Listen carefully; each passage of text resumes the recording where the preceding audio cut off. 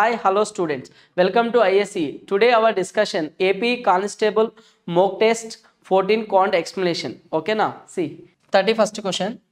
See the question. In a class of 3 by 7 of the students are girls and rest are boys. If 2 by 9 of the girls and 1 by 11 of the boys are absent, what part of the total number of students are present? ఒక తరగతి విద్యార్థుల్లో 3/7 బాలికలు ఉన్నారంట. 3/7 వంతు బాలికలు ఉన్నారు మరియు మిగిలిన వారు బాలురు అని చెప్తున్నాడు.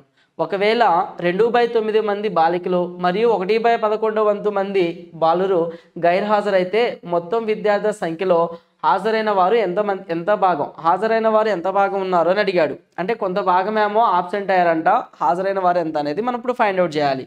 ఓకేనా? క్వశ్చన్ కింద గమనిస్తే మనకి బాయ్స్ అండ్ గర్ల్స్ ఎంతమందో క్లియర్గా తీసుకుందాం. సో బాయ్స్ అండ్ గర్ల్స్ ఇచ్చిన ప్రకారం, అంటే ఇచ్చిన డేటా ప్రకారం 3/7 ఏమని చెప్తున్నాడు ఇక్కడ వాడు? 3/7 అని చెప్తున్నాడు. 3/7 బాలికలు అన్నాడు. అసలు టోటల్ అంటే డినామినేటర్లో ఉంటే దాన్ని ఏమంటాం? టోటల్ పార్ట్స్ అని చెప్తామా? టోటల్ పార్ట్స్లో 3 పార్ట్స్ గర్ల్స్ అంటున్నాడు. 3 పార్ట్స్ గర్ల్స్ అయితే 4 పార్ట్స్ ఏమవుతుంది? బాయ్స్ అవుతుందా? ఒకవేళ 2/9 మంది బాలికలు 1/11 మంది బాలురు గైర్హాజరైతే మీన్స్ ఆబ్సెంట్ అయితే అన్నాడు. సో 2/9 1/11 2/9 1/11 అంటే సో డినామినేటర్లో టోటల్ గర్ల్స్లో 2 మెంబర్స్, టోటల్ బాయ్స్లో 1 మెంబర్, అంటే 11 9 కామన్ మల్టిపుల్ తీసుకోవాలి. సో 11 9 కామన్ మల్టిపుల్ ఎంత అంటే రెండింటిని ఎల్సిఎం తీసుకుంటే 99 అవుతుంది. సో 99 అంటే ఈ ఒరిజినల్ వాల్యూలో 99 పోవాలి, 99 పోయే విధంగా తీసుకోవాలి. సో 99, సో 11 ఉంది 9 ఉంది 99, ఆల్రెడీ ఇక్కడ ఒక 3 ఉంది కాబట్టి జస్ట్ 3 × 11తో మల్టిపుల్ చేయండి. 3 × 11, సో 11 3s are ఎంత? 33నా? 33 × 4 ఎంత? 4 3s are 12, 4 3s are 12 + 1 13, 132. So next 11 3s are 33 కదా. So 33 3 3s are 9, 3 3s are 9 ఎంత వస్తుందంటే మనకి 11 9 మీన్స్ 33 × 3 ఎంత అంటే 99 వచ్చింది. ఇంతవరకు క్లియర్ కదా. నెక్స్ట్ ఏమన్నాడు ఇప్పుడు చూడండి. ఒకవేళ 2/9 మంది బాలికలు అన్నాడా. సో గర్ల్స్లో 2/9 అన్నాడు. 2/9 అంటే 2/9 ఆబ్సెంట్ అని చెప్తున్నాడు క్లియర్గా. గర్ల్స్లో ఎంత భాగం ఆబ్సెంట్ అన్నారు? 2/9 వంతు ఆబ్సెంట్ అంటే అప్పుడు రిమైనింగ్ ఎంత? 9లో 7/9 మంది ప్రజెంట్ అని చెప్పొచ్చా? సో 7/9 9 అనేది 11 టైమ్స్, 11 7s are ఎంత? 77 అనేది ప్రజెంట్ ఉన్నారు. నెక్స్ట్ బాయ్స్లో 1/11 మంది ఆబ్సెంట్ అయ్యారు అన్నాడు. 1/11 ఆబ్సెంట్ అయితే సో నెక్స్ట్ 10/11 ఏమవుతుంది? ప్రజెంట్ అవుతుందా? సో ఇక్కడ 132లో 11 అనేది ఎన్ని టైమ్స్ పోతుంది? 11 1s are 11, 11 2s are 12 times పోతుంది. 12 × 10 ఎంత? 120 వస్తుంది. ఓకేనా? సో 120, సో మొత్తం ఇంతమంది ప్రజెంట్ అయ్యారు. సో టోటల్ స్ట్రెంత్ ఎంత వచ్చింది మనకి? 132 + 99. సో 130 + 90 రెండు ఎంత? 220, 230 చూడండి ఇక్కడ 130 + 90 ఎంత? 90 + 30 120 అంటే 220, 231 వస్తుంది. అంటే డినామినేటర్లో టోటల్ వాల్యూ ఎంత? 231 వస్తుంది. 231 ఉన్న ఆప్షన్ ఏముంది ఇక్కడ? సో ఫస్ట్ ఆప్షన్లో ఉంది, సెకండ్ ఆప్షన్లో ఉంది. మన ఆన్సర్ థర్డ్ కాదు, సో ఫోర్త్ కాదు. 77 + 120 ఎంత అవుతుందంటే 197 అవుతుంది. 197/231 ఉన్న ఆప్షన్ ఏముందంటే ఇక్కడ మనకి ఫస్ట్ ఆప్షన్ ఉంది. సో ఈ క్వశ్చన్కి ఆన్సర్ ఏంటి అంటే ఫస్ట్ ఆప్షన్. ఓకేనా? See the next question. Question number 32. Find the least number which when divided by 5, 6, 7 and 8 leaves a remainder 3 అన్నాడు. But when divided by 9 leaves no remainder. ప్రతి సందర్భంలో 5, 6, 7 మరియు 8 అను సంఖ్యలచే ఏ చిన్న సంఖ్యను భాగించినప్పుడు 3ని శేషంగా ఇచ్చును, కానీ 9తో భాగించినప్పుడు శేషం లేకుండా ఉండును అన్నాడు. ఇక్కడ మీరు గమనిస్తే ప్రతి సందర్భంలో ఏ చిన్న సంఖ్యను భాగించినప్పుడు 3ని శేషం వస్తుందంట. ప్రతి సందర్భంలో 3 అనేది శేషం అన్నాడు. ఓకేనా? సో 3 అనేది శేషంగా రావాలి, కానీ 9తో భాగించినప్పుడు ఆ సంఖ్య ఉంది కదా. సో ఒక సంఖ్య ఉంది, ఒక సంఖ్యని 5, 6, 7, 8ల చేత భాగించినప్పుడు ఒక సంఖ్యని ఈ సంఖ్యలతో భాగిస్తే ప్రతి సందర్భంలో శేషం 3 వస్తుంది, కానీ ఆ సంఖ్యని 9తో భాగిస్తే శేషం రాకూడదు. ఆ సంఖ్య ఏది అన్నాడు. ఓకేనా? ఫస్ట్ ఇలా ఇచ్చినప్పుడు మనకి తెలిసిందేంటి? ఎల్సిఎం అండ్ హెచ్సిఎఫ్లో ఇచ్చిన సంఖ్యలను భాగిస్తే దాన్ని హెచ్సిఎఫ్ అంటాం, ఓకేనా. ఇచ్చిన సంఖ్యల చేత భాగించబడితే దాన్ని ఎల్సిఎం అంటాం. సో ఇచ్చిన సంఖ్యల చేత ఈ సంఖ్యల చేత ఒక సంఖ్య భాగించబడుతుంది అంటే సో మనం ఏం ఫైండ్ అవుట్ చేయాలి, ఇప్పుడు వీటి యొక్క ఎల్సిఎంని ఫైండ్ అవుట్ చేయాలి. సో ఎల్సిఎం ఆఫ్ 5, 6, 7, 8 ఇది ఎంత వస్తుందో చూద్దాం. ఓకేనా. సి ఇక్కడ 5 6 ఎంత 30 వస్తుంది. ఈ రెండింటి యొక్క ఎల్సిఎం ఎంత 30 వస్తుంది. సో 37 ఎంత, నెక్స్ట్ ఈ రెండింటి ఎల్సిఎం తీసుకుందాం. 7 8 ఎంత 56. 5 6 30 కామన్ మల్టిపుల్స్ లేవు కాబట్టి ఫస్ట్ రెండు నెంబర్లు ఎల్సిఎం, నెక్స్ట్ రెండు నెంబర్లు ఎల్సిఎం తీసుకున్నాం. ఇంతవరకు ఓకేనా. సో ఇక్కడ 2 అనేది ఎన్ని టైమ్స్ పోతుంది, ఇక్కడ 15 టైమ్స్ పోతుందా, 2 15 times, 2 1s 2 2s 2 8s 28 times పోతుంది. సో ఇంకా దీంట్లో కామన్గా పోయి క్యాన్సిల్ అయ్యే లేదు కాబట్టి సో ఏం చేస్తాం, ఒరిజినల్ నెంబర్కి మల్టిపుల్ చేస్తాం. సో ఎగ్జాక్ట్ ఎల్సిఎం వస్తుంది. సో ఇక్కడ ఎల్సిఎం ఏమవుతుందంటే 0, 3 8s ఎంత 24, 3 2s ఎంత 3 2s 6, 6 + 2 ఎంత 840. 840 is the exact LCM of 5 6 7 8 ఇంతవరకు ఓకేనా. సో మనకి 9 గురించి కనుక చెప్పకపోతే మనకి ఎల్సిఎం ఎంత వచ్చింది, 840 వచ్చిందా, ఆ సంఖ్య 840. సో ప్రతి సందర్భంలో అంటే 5తో డివైడ్ చేసినా, 6తో డివైడ్ చేసినా, 7తో డివైడ్ చేసినా, 8తో డివైడ్ చేసినా రిమైండర్ 0 వస్తుంది. కానీ వాడు 3 ఉండాలి అంటున్నాడు కాబట్టి 840కి 3 యాడ్ చేస్తే ఇంతటితో మనకి సమ్ అయిపోతుంది. కానీ 840 + 3 అనేది 9తో పోతుందా అంటే 9తో పోదు. 9 9s 81, 30 30 + 3 33. సో 9 4s పోతుంది 36, కానీ 33 పోదు. ఓకేనా. సో అప్పుడు ఏం చేయాలి అంటే సో దీన్ని సమ్ మల్టిపుల్ వాల్యూతో చేయాలి.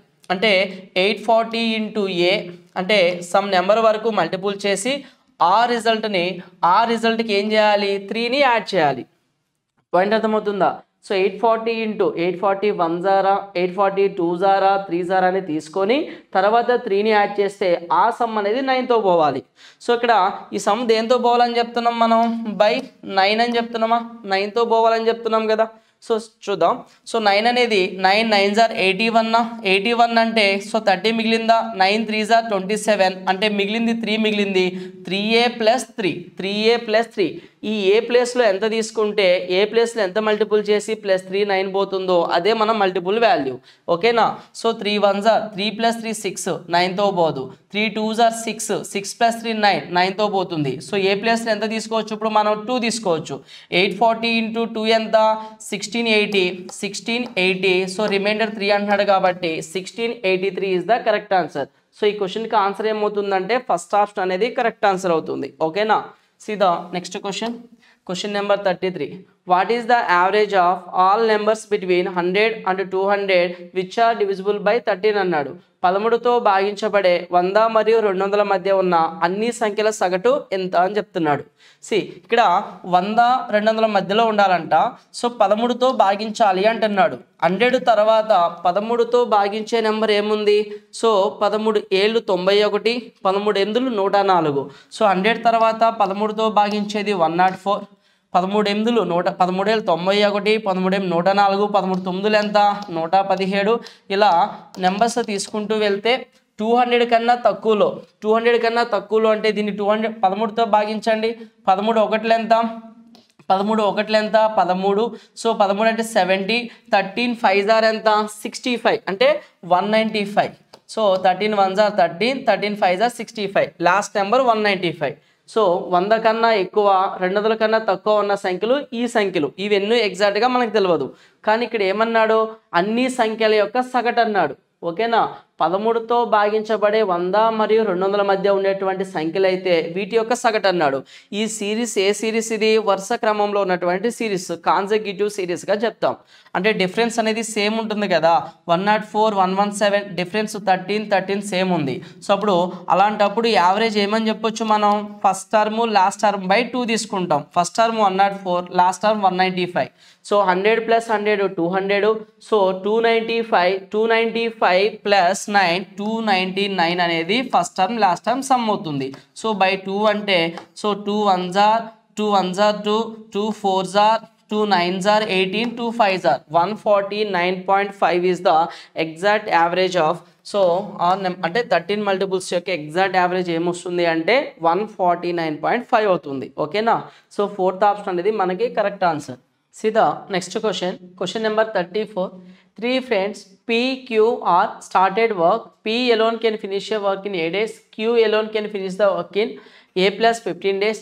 R alone can finish the work in A plus 30 days. Three friends started work after B days. P left the job, and after B plus 5 days, Q also left the job, and the remaining work will be finished by R in the next B plus 10 days. Work done by P in 4 days is equal to the work done by Q in 6 days. If the total wages for their work is 5,400 and they are paid according to their work, then find the share of Q. అయితే మనకి ఇక్కడ information ఇచ్చాడు. P కొన్ని days, Q కొన్ని days, అంటే P ఒక పని కొన్ని డేస్లో చేయగలుగుతాడు. Q అనే క్యాండిడేట్ కూడా కొన్ని డేస్లో అదే వర్క్ని, R అనే క్యాండిడేట్ సమ్ డేస్ అన్నాడు. డైరెక్ట్ వాల్యూస్ ఇవ్వకుండా ఏలో ఎక్స్ప్రెస్ చేస్తూ వచ్చాడు. అయితే మనకి ఇక్కడ ఫైనల్గా వాళ్ళకి 5,400 అమౌంట్ ఇస్తున్నా అని చెప్తున్నాడు. అది వాళ్ళు ఎంతవరకు అయితే చేశారో ఆ వర్క్ని బేస్ చేసుకొని షేర్ చేసుకున్నారు. అలా ఫైనల్గా Q యొక్క వాటానే అడిగాడు. ఓకేనా? తెలుగులో ఒకసారి క్లియర్గా చదువుతా చూడండి. ముగ్గురు స్నేహితులు ఉన్నారు. P, Q, R పని ప్రారంభించారంట. P ఒక్కడే ఒక పనిని ఏ రోజుల్లో పూర్తి చేయగలడు? Q ఒక్కడే అయితే A plus 5 డేస్లో పూర్తి చేయగలడు. ఒకవేళ R ఒక్కడే చేస్తే A plus 30 డేస్లో పూర్తి చేయగలడు. ముగ్గురు స్నేహితులు కలిసి పని ప్రారంభించిన B రోజుల తర్వాత P పని నుండి నిష్క్రమించాడు. B plus 5 రోజుల తర్వాత Q కూడా పని నుండి వెళ్ళిపోయాడంట. మిగిలిన పని R ద్వారా తదుపరి B plus 10 రోజుల్లో పూర్తయింది. అయితే ఇక్కడ 4 రోజులలో P చేసిన పని 4 రోజులలో P చేసిన పని అనేది 6 రోజులలో Q చేసిన పనికి సమానం. అయినా వారి పనికి మొత్తం వేతనం 5,400 ఇవ్వడం జరిగింది. వారి పనిని బట్టి వారి పనిని బట్టి అమౌంట్ని చెల్లిస్తే Q వాటాను ఎంతో కనుగొనండి అన్నాడు. సో ఇక్కడ ఎంటైర్ క్వశ్చన్లో మనకిచ్చిన క్లూ ఏంటంటే ఇదే. 4 రోజులలో P చేసిన పని 6 రోజులలో Q చేసిన పనికి సమానం. ఇది మెయిన్ పాయింట్ ఇక్కడ. ఓకేనా? 4 రోజులలో P చేసిన పని 6 రోజుల్లో Q చేసిన పనికి సమానం అన్నాడు. ఇదే అండి మెయిన్ మనకి ఇక్కడ. సో ఇక్కడ నేను పక్కన క్యాలిక్యులేట్ చేస్తాను. సరే పక్కన చూద్దాం. ఇక్కడ కండిషన్ ఏమి ఇచ్చాడు? ఇక్కడ 4 రోజులలో P చేసిన పని 6 రోజులలో Q చేసిన పనికి సమానం అన్నాడు. ఓకేనా? సో ఇక్కడ స్టేట్మెంట్ తీసుకుందాం. 4 రోజుల్లో P చేసిన పని PQనా. సో టైం ఏమి ఇచ్చాడు? 4 రోజుల్లో P చేసిన పని 6 రోజుల్లో Q చేసిన పనికి సమానం అన్నాడు. సో 6 డేస్లో Q చేసిన పనికి సమానం. సో ఎఫిషియన్సీ ఏమవుతుంది మనకి? Time ratio రివర్సా. So 2 2s 2 3s 3:2 అనేది ఏమవుతుంది మనకి? ఎఫిషియన్సీ అవుతుందా? P ఎఫిషియన్సీ 3 వస్తుంది, Q ఎఫిషియన్సీ 2 వస్తుంది కదా. సో ఇప్పుడు డేటా ఫస్ట్ ఏమి ఇచ్చాడో చూద్దాం. ఇప్పుడు ఫస్ట్ డేటా చూడండి. ఇక్కడ 3 ఫ్రెండ్స్ PQR, ఇక్కడ తెలుగులోనే చూద్దాం. ముగ్గురు స్నేహితులు PQRలు పని ప్రారంభించారు. PQ గురించి విడివిడిగా చెప్తున్నాడు. P ఒక పనిని చేయడానికి ఎంత టైం పడుతుంది అన్నాడు? P ఒక్కడే ఒక పనిని ఏ రోజుల్లో చేయగలడన్నాడా? అలాగే Q ఒక్కడే అయితే ఎన్ని రోజులు పడుతుందంట? A plus 15 days అన్నాడా? Q ఒక్కడే ఒక పనిని చేస్తే A plus 15 days టైం పడుతుంది. ఒకవేళ P ఒక్కడే చేస్తే కేవలం ఏ రోజులే పడుతుంది అన్నాడు. అంటే Pకి ఏ డేస్ పడుతుంది, అదే పని Q చేస్తే A plus 15 days పడుతుంది. A plus 15 days పడుతుంది. ఓకేనా? Q చేస్తే. సో నేను ఇక్కడ ఏం చేస్తున్నా అంటే ఇక్కడ ఏ అంటే time into efficiency total work, time into efficiency total work. So ఇక్కడ మనకి ఫస్ట్ P గురించి చెప్తున్నా. P ఏ డేస్లో ఒక వర్క్ని చేయగలడు? Days into efficiency. P efficiency ఎంత? 3 వచ్చిందా? So A into 3 total work. అలాగే సెకండ్ క్యాండిడేట్ A plus 15 డేస్లో చేస్తున్నాడు. ఎంత ఎఫిషియన్సీతో? 2 ఎఫిషియన్సీతో. A plus 15 into 2. సో ఈ ఎఫిషియన్సీలు అవతలకి వెళ్తే 2/3 అవుతుందా? ఈ రెండింటి మధ్య డిఫరెన్స్ ఎంత? 1 part వస్తుంది. 1 part అనేది ఈ రెండింటి మధ్య డిఫరెన్స్ ఎంత ఉంది? 15 ఉందా? సో ఇక్కడ 1 part 15 అయితే 2 parts ఎంత? 2 parts ఎంత? 30 వస్తుంది. 2 parts ఎంత వచ్చింది? 30 వచ్చింది. 2 parts అంటే ఏంటి? ఏ వాల్యూనా? ఏ వాల్యూ 30నా? సో ఇప్పుడు PQR వాల్యూస్ డైరెక్ట్గా తీసుకుందాం. ఇప్పుడు చూద్దాం. P ఒక్కడే ఒక పనిని ఏ డేస్లో అన్నాడా? ఏ డేస్ అంటే ఏ వాల్యూ మనకి ఎంత వచ్చింది? 30 వచ్చిందా? 30 డేసా? ఓకేనా? నెక్స్ట్ తర్వాత Q అనే క్యాండిడేట్ ఎన్ని డేస్లో చేస్తున్నాడు? A plus 15 days, 30 plus 15 ఎంత? 45 days. R అనే క్యాండిడేట్ ఎన్ని డేస్లో చేయగలుగుతాడంట? R అనే క్యాండిడేట్ ఇక్కడ డేటా చూడండి. సో ఇక్కడ Q ఒక్కడే అయితే A plus 15 days, మరియు ఒకవేళ ఆరు ఒకటే గనక చేస్తే ఇక్కడ ఉంది చూడండి, ఆరు ఒకటే గనక చేస్తే ఏ ప్లస్ 30 డేస్ అని చెప్తున్నాడా, అంటే 30 + 30 ఎంత 60 డేస్. సో మనకి ఎఫిషియన్సీ కనుక తీసుకుంటే వాల్యూస్కి 30, 45, 60. సో మనకి ఎఫిషియన్సీలు ఏమవుతాయి, ఫస్ట్ ఎల్సిఎం తీసుకుంటే 30, 45, 60 ఎల్సిఎం 180 అవుతుందా. సో ఏదైతే ఎల్సిఎం అవుతుందో అదే మన టోటల్ వర్క్ అవుతుందా, టోటల్ వర్క్ ఈజ్ ద 180. 30 అనేది 6 టైమ్స్ పోతుంది, 45 అనేది 4 టైమ్స్ పోతుంది, 60 అనేది 3 టైమ్స్ పోతుంది. ఇంతవరకు PQR అంటే PQR యొక్క ఎగ్జాక్ట్ ఒరిజినల్ ఎఫిషియన్సీస్ అనేవి వచ్చినాయి. ఇంతవరకు క్లియర్ కదా కాన్సెప్ట్, అంటే ఇచ్చిన డేటా ఇంతవరకు క్లియర్ కదా. నెక్స్ట్ ఇప్పుడు ఏమన్నాడో చూద్దాం. ఇక్కడ బి రోజుల ఇక్కడ వాళ్ళు వర్క్ చేస్తారండి. ఎలా వర్క్ చేస్తున్నారంటే ఇక్కడ నెక్స్ట్ టైం ఇచ్చాడు చూద్దాం. ముగ్గురు స్నేహితులు కలిసి పని ప్రారంభించారు. పని ప్రారంభించిన బి రోజుల తర్వాత అన్నాడు. బి రోజులు అంటే బి రోజుల వరకు ఎంత ఎఫిషియన్సీతో చేస్తున్నారు వీళ్ళు, 6 + 4 10, 10 + 3 ఎంత 13 ఎఫిషియన్సీ తోటి ఎన్ని డేస్ చేస్తున్నారు వాళ్ళు, బి డేస్ చేశారు. బి డేస్ చేసిన తర్వాత ఎవరు వెళ్ళిపోయారంట పని నుంచి, పి పని నుండి వెళ్ళిపోయాడు. నెక్స్ట్ ఏమన్నాడు, మరియు బి + 5 డేస్ తర్వాత ఎవరు వెళ్ళిపోయారంట, బి + 5 డేస్ తర్వాత క్యూ కూడా పని నుండి వెళ్ళిపోయాడు అన్నాడు. క్యూ ఇక్కడ పేపర్ మీ ముందు పెట్టుకొని మీరు చూడండి, ఎందుకంటే నాకు పెద్దగా ఉంది కాబట్టి కొంచెం షార్ట్ చేసిన, ఓకేనా. ఎన్ని రోజుల తర్వాత, బి + 5 డేస్ తర్వాత, బి + 5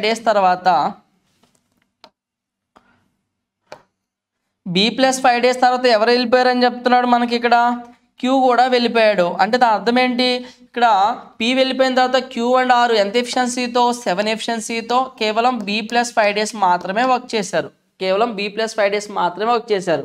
సో నెక్స్ట్ క్యూ వెళ్ళిపోయాడు కదా. నెక్స్ట్ ఏమన్నాడు తర్వాత, సో వెళ్ళిపోయాడు. మరియు మిగిలిన పనిని 6 ద్వారా తదుపరి ఎన్ని రోజుల్లో, బి + 10 డేస్లో కంప్లీట్ అయిందంట. మిగిలిన పని 6 ద్వారా బి + 10 డేస్ అన్నాడు. సో ఆర్ అనే క్యాండిడేట్ ఎంత ఎఫిషియన్సీ, 3 ఎఫిషియన్సీ తోటి బి + 10 డేస్ చేస్తున్నాడు. సో బి + 10 = ఇలా చేసిన వర్క్ ఏంటి, టోటల్ 180 యూనిట్స్ వర్కే కదా. సో 180కి ఈక్వల్ చేసిన. సో ఇక్కడ 13bనా, సో ఇది ఏమవుతుంది 7b + 7 5 = 35. సో ఇక్కడ ఏమవుతుంది 3b + 30నా, so 30, 3b + 30. So values కనుక మీరు యాడ్ చేస్తే 30 + 35 ఎంత 65 వస్తుంది. ఆ 65 కనుక అవతలకి వెళ్తే 180లోంచి 65 పోతే 115 మిగులుతుంది. సో 13b 7b 13 + 7 ఎంత 20 + 3 ఎంత 23. ఫైనల్గా 23b వచ్చింది. ఎగ్జాక్ట్గా 5 టైమ్స్ పోతుంది. మనకి బి వాల్యూ ఎంత వచ్చింది, 5 వచ్చింది. ఇంతవరకు క్లియర్గా ఉంది కదా. ఇప్పుడు ఇక్కడ క్యాలిక్యులేట్ చేస్తా చూడండి. సో ఇక్కడ పి అనే క్యాండిడేట్ కేవలం బి డేస్ చేశాడు. క్యూ అనే క్యాండిడేట్ PQRలు ఫస్ట్ బి డేస్ చేశారు. తర్వాత క్యూ అండ్ ఆర్లు బి + 5 డేస్ చేశారు. తర్వాత ఆర్ ఒక్కడే బి + 10 డేస్ చేశారు. వాళ్ళు ఎంతైతే వర్క్ చేశారో అంతే అమౌంట్ తీసుకుంటున్నారు.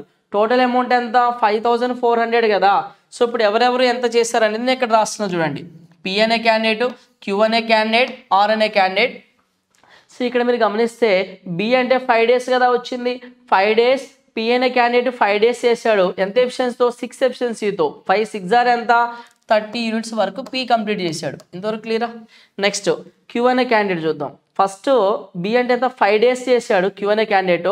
5 × 4 ఎంత 20నా. నెక్స్ట్ 5 + 5 10 డేస్ చేశాడు. 10 × 4 ఎంత 40 + 20 ఎంత 60. సో టోటల్ ఎన్ని యూనిట్స్ వరకు ఉంది 180. 30 + 60 90 ఇద్దరు చేస్తే నెక్స్ట్ 90 ఎవరు చేసినట్టు, ఆర్ అనే క్యాండిడేటే కదా చేసింది. సో ఏ టేబుల్ వెళ్తుంది 30 టేబుల్. ఇక్కడ 1s are 30, 2s are 30, 3s are 1:2:3, 1:2:3. మొత్తం ఎన్ని పార్ట్స్ అవుతుంది, సో 6 పార్ట్స్. 6 పార్ట్స్ అనేది 5400 అయితే మనకి ఎవరు వాటా కనుక్కోమన్నాడు క్వశ్చన్లో, చెల్లిస్తే క్యూ యొక్క వాటాను కనుగొనండి అన్నాడు. ఎవరు వాటా అడిగాడండి మనకి, క్యూ యొక్క వాటా. చూడండి అక్కడ క్యూ యొక్క వాటా అడిగాడు. క్యూ యొక్క వాటా ఏమవుతుంది, క్యూ యొక్క వాటా అంటే మనకి 2 పార్ట్స్ ఎంత సో ఇక్కడ 6 9s ఆర్ 54, 2 9s ఆర్ ఎంత 1800. సో క్వశ్చన్ కనుక మీరు అర్థం చేసుకోగలిగారు అంటే చూడండి కొంచెం ఈజీగానే ఉంది. ఫస్ట్ ఏంటి టోటల్ టైం తీసుకున్నాం, ఎఫిషియన్సీ తీసుకున్నాం, బి వాల్యూని ఫైండ్ అవుట్ చేసినాం, ఆ వచ్చిన బి హెల్ప్తో ఎవరు ఎంత వర్క్ చేశారో తీసుకున్నాం, అమౌంట్కి ఈక్వల్ చేసినాం. మీరు కనుక క్వశ్చన్ అర్థం చేసుకుంటే ఆన్సర్ అనేది పెద్ద డిఫికల్టీ కాదు, ఈజీగానే ఉంటుంది. క్వశ్చన్ అనేది క్లియర్గా అర్థం చేసుకోవాలి. ఓకేనా? Next question number 35. Curved surface area of a solid hemisphere is 256 pi centimeters less than its total surface area. If the diameter of the hemisphere is increased by 4 centimeters, then its volume will be అన్నాడు. అర్ధగోళం యొక్క వక్ర ఉపరితల వైశాల్యం దాని మొత్తం ఉపరితల వైశాల్యం కంటే 256 సెంటీమీటర్లు తక్కువ అన్నాడు.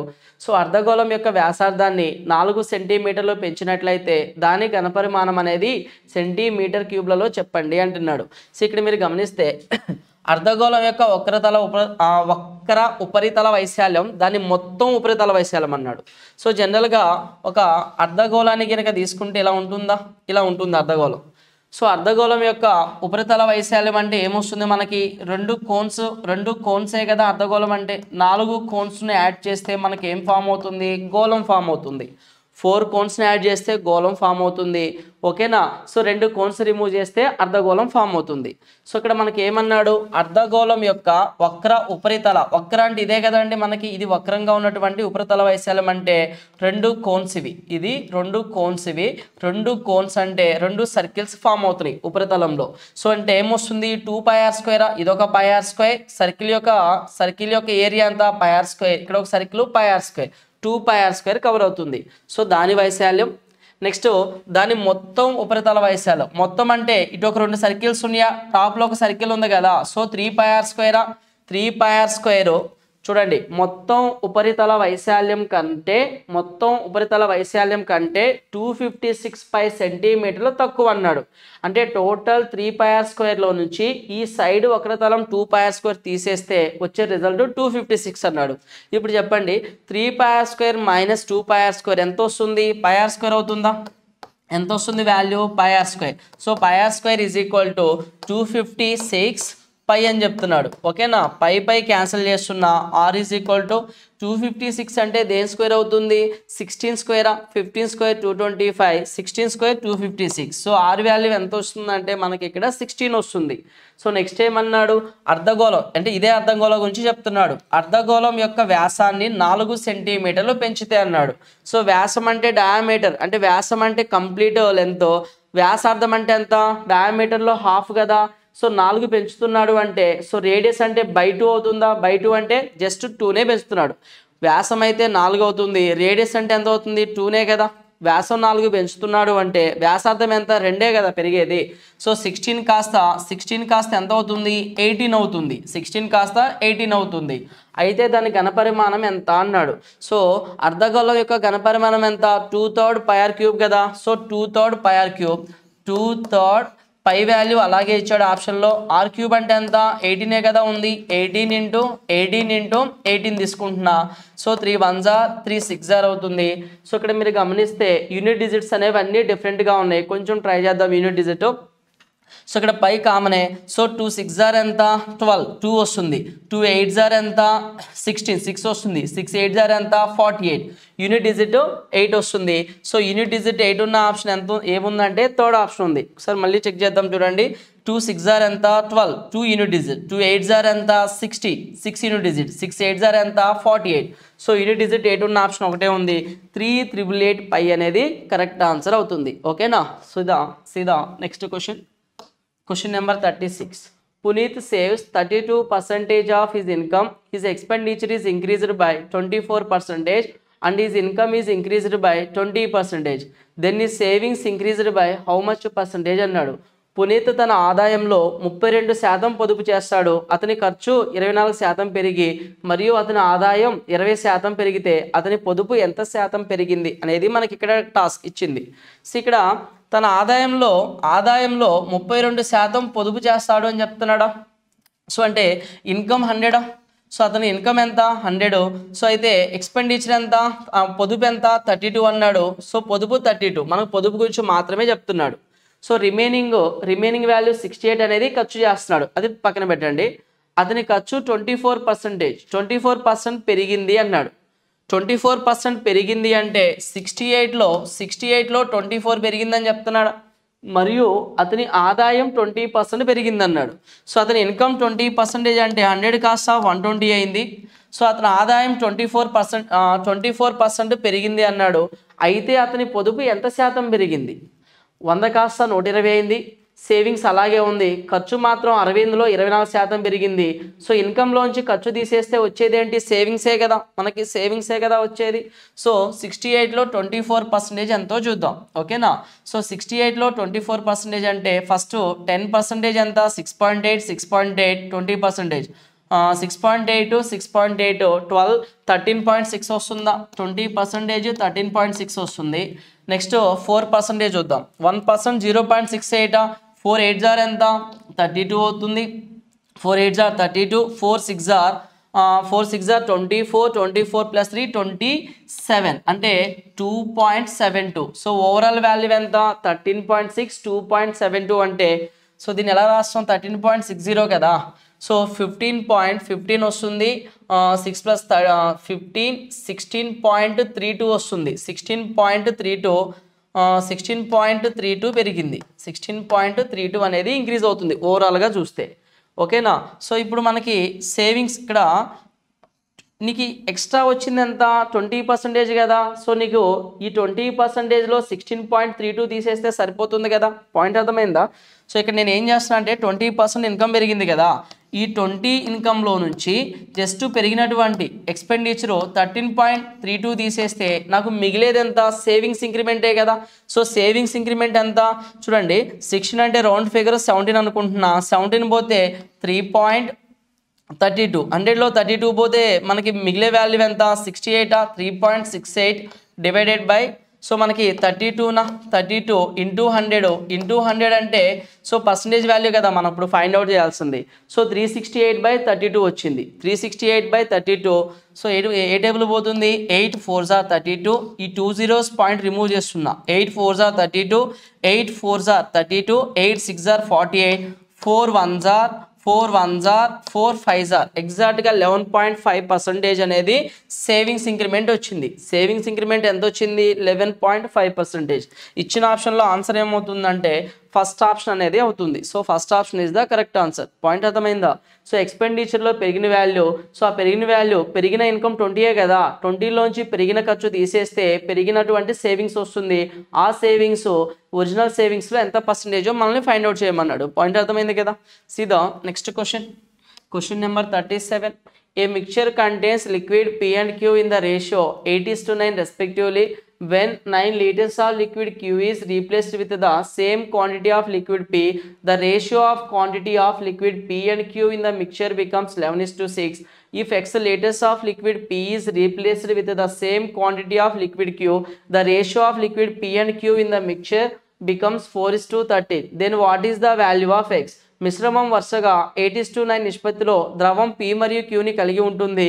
9 లీటర్ల ద్రవం Q స్థానంలో అదే పరిమాణంలో ఉన్న ద్రవం Pతో భర్తీ చేయబడినప్పుడు మిశ్రమంలో ద్రవం P మరియు Q పరిమాణం యొక్క నిష్పత్తి 11:6 అవుతుంది. ఒకవేళ X లీటర్ల ద్రవం Pని అదే పరిమాణంలో ద్రవం Qతో భర్తీ చేస్తే మిశ్రమంలో ద్రవం P మరియు Q నిష్పత్తి 4:13 అవుతుంది. అప్పుడు X విలువ అనేది ఎంత అవుతుందో చెప్పండి అంటున్నాడు. సో ఇక్కడ మీరు క్వశ్చన్ అనేది హెవీ అనేది థింక్ చేయొద్దు. ఫస్ట్ ఇచ్చిన కండిషన్ జాగ్రత్తగా ఇచ్చిన ఇన్ఫర్మేషన్ అర్థం చేసుకొని ఈ క్వశ్చన్లో మనకి క్లూ ఎక్కడ ఉంది, ఏ క్లూతో మనం సాల్వ్ చేయొచ్చు అనేది మనం థింక్ చేయాలి క్వశ్చన్ సాల్వ్ చేసేటప్పుడు. సో ఇక్కడ క్లూ ఏంటి అనేది చూద్దాం. క్లూ కనుక చూసినట్లయితే మిశ్రమం వరుసగా 8:9 నిష్పత్తిలో P అండ్ Q అన్నాడు. సో P/Q అనేది అంటే P మరియు Q అనేది ఏ రేషియోలో ఉంది? 8:9 నిష్పత్తిలో ఉంది. ఇంతవరకు క్లియర్ కదా? 8:9 నిష్పత్తిలో ఉంది. నెక్స్ట్ ద్రవం P మరియు Qని కలిగి ఉంటుందన్నాడు. 9 లీటర్ల ద్రవం Q స్థానంలో అదే పరిమాణంలో ఉన్న Pతో భర్తీ చేసిందంట. ఫస్ట్ ఏం చేస్తున్నాడు? Qని తీస్తున్నాడు. అంటే 9 లీటర్ల ద్రవం Q స్థానంలో Qలో నుంచి 9 లీటర్లు తీసేసి 9 భాగాల్లో నుంచి ఒక 9 లీటర్లు తీసేసి దేంతో భర్తీ చేస్తున్నాడు? పి ద్రవంతో. అదే మిశ్రమం అదే 9 లీటర్లు పితో భర్తీ చేస్తున్నాడు. సో భర్తీ చేసినప్పుడు పి మరియు క్యూ యొక్క పరిమాణం యొక్క నిష్పత్తి ఎలా ఉంది? 11:6 ఉంది. ఎంత ఉంది? 11:6 ఉంది. సో ఎన్ని పార్ట్స్ తగ్గింది ఇక్కడ? 3 పార్ట్స్ తగ్గింది. ఆ 3 పార్ట్స్ ఇక్కడ యాడ్ అయింది. పాయింట్ అర్థమవుతుందా? సో ఇక్కడ 3 పార్ట్స్ తగ్గింది. ఆ 3 పార్ట్స్ అనేది మనకి ఇక్కడ యాడ్ అయింది. సో ఏం చెప్పొచ్చు మనం ఇక్కడ? 3 పార్ట్స్ అనేది 9 లీటర్స్ అయితే ఎందుకు 9కి ఈక్వల్ చేసుకున్నా? చూడండి ఇక్కడ 9 లీటర్ల ద్రవం అన్నాడు కదా. క్యూ యొక్క 9 లీటర్ల ద్రవాన్ని తీశాడు. 3 భాగాలు తగ్గింది. నాకు 3 భాగాలు తగ్గింది. ఆ 3 భాగాలు ఎందుకు తగ్గింది? 9 లీటర్లు తీయబట్టే కదా. సో 3 పార్ట్స్ 9 లీటర్స్ అయితే 3 పార్ట్స్ 9 లీటర్స్ అయితే సో పి మరియు క్యూ యొక్క ఒరిజినల్ క్వాంటిటీ వస్తుందా? 3 3s are 9, 3 3s are 9, 3 times పోతుంది. 8 3s are ఎంత? 24, 8 3s are 24, 9 3s are ఎంత? 27. సో 3 టైమ్స్ పోతుంది కదా. సో 8 9 తీసుకుంటే ఒరిజినల్ క్వాంటిటీ పి మరియు క్యూ యొక్క మనకి ఒరిజినల్ క్వాంటిటీ వచ్చింది. ఇంతవరకు ఓకేనా? ఒరిజినల్ క్వాంటిటీ వచ్చింది. నెక్స్ట్ ఏమన్నాడు? ఒకవేళ ఎక్స్ లీటర్ల ద్రవం పిని, అంటే పి గురించి మాట్లాడుతున్నాడు. ఎక్స్ లీటర్ల ద్రవం పిని అదే పరిమాణంలో ద్రవం క్యూతో భర్తీ చేస్తే మిశ్రమంలో పి మరియు క్యూ నిష్పత్తి అన్నాడు. సో నేను దీన్ని ఇక్కడ పక్కన రాస్తున్నా. సో మనకి 3 3s are అన్నప్పుడు పి మరియు క్యూ ఏమవుతుంది ఇక్కడ? P and Q. So 3 3s are 8 3s are 24, 9 3s are ఎంత? 27. సో ఇప్పుడు చూద్దాం కండిషన్. ఒకవేళ ఎక్స్ లీటర్ల ద్రవం పి అన్నాడా? పిలో ఎక్స్ లీటర్లు తీస్తున్నాడు, పిలో ఎక్స్ లీటర్లు రిమూవ్ చేస్తున్నాడు. అదే పరిమాణంలో ద్రవం క్యూతో భర్తీ చేస్తున్నాడు. పిలోంచి కొన్ని లీటర్లు తీసేసి అదే పరిమాణంలో క్యూని ఇందులో కలుపుతున్నాడు. సో ఇందులో కలపడం వలన పి మరియు క్యూ యొక్క నిష్పత్తి ఏమైంది? 4:13 అవుతుందంట. 4:13. ఓకేనా? సో అయితే మనకి ఏమన్నాడు? అప్పుడు ఎక్స్ విలువ ఎంత అంటే తీసి కలిపిన విలువ ఎంత అన్నాడు. ఓకేనా? సో ఇక్కడ పీ అంటే పీలోంచి రిమూవ్ చేస్తున్నాడు, క్యూ నుంచి యాడ్ చేస్తున్నాడు. పాయింట్ అర్థమైంది కదా మనకి క్లియర్గా. సో అంటే 13 పార్ట్స్ ఇలా ఉంది, 13 పార్ట్స్ ఇలా ఉంది, 13 పార్ట్స్ ఇలా ఉంది, 29. క్యూ కాస్త 13 పార్ట్స్ అన్నాడు అంటే ఈ క్యూ వాల్యూ ఖచ్చితంగా ఏమవ్వాలి? 13తో మల్టిపుల్ అయ్యే విధంగా ఉండాలి. 13తో మల్టిపుల్ అయ్యే విధంగా ఉండాలి. ఒకసారి కండిషన్ చూడండి. ఒకవేళ ఎక్స్ లీటర్ల ద్రవం పిని అదే పరిమాణం ద్రవం క్యూతో భర్తీ చేస్తే సో పీలో నుంచి ఎక్స్ లీటర్స్ బయటికి తీసేస్తున్నాడు. పీలోంచి ఎక్స్ లీటర్స్ బయటికి తీసేసి అదే ఎక్స్ లీటర్లు క్యూని కలుపుతున్నాడు. అంటే క్యూ క్వాంటిటీ పెరుగుతుంది. పెరిగిన తర్వాత క్యూ యొక్క రేషియో ఎంత ఉంది? 4:13 అంటే క్యూ యొక్క పార్ట్స్ 13 ఉంది. సో ఇక్కడ కలిపినప్పుడు 13 పార్ట్స్ ఉండాలి అంటే 13 మల్టిపుల్ అవ్వాలి కదా మన ఆన్సర్. 13 మల్టిపుల్ అవ్వాలి కదా. 13 మల్టిపుల్లో 13 1s are 13 ఛాన్స్ లేదు. 13 ఎందుకని? ఇక్కడ ఆల్రెడీ ఇనిషియల్గా 27 ఉంది. సో మనకి ఖచ్చితంగా క్వాంటిటీ ఏమవ్వాలి? 27 కన్నా ఎక్కువ ఉండాలి, 13తో మల్టిపుల్ అవ్వాలి. సో అప్పుడు ఏం చెప్పొచ్చు? జస్ట్ ఒక 12 లీటర్స్ యాడ్ చేస్తే, ఎందుకని 27 + 12 39. 13 1s are 13 కాదు, 13 2s are 26 కూడా కాదు. ఎందుకని?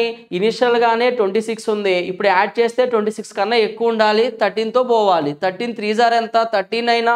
సో ఉన్న 27కి జస్ట్ ఒక 12 లీటర్లు యాడ్ చేస్తే 39 లీటర్లు అవుతుందా?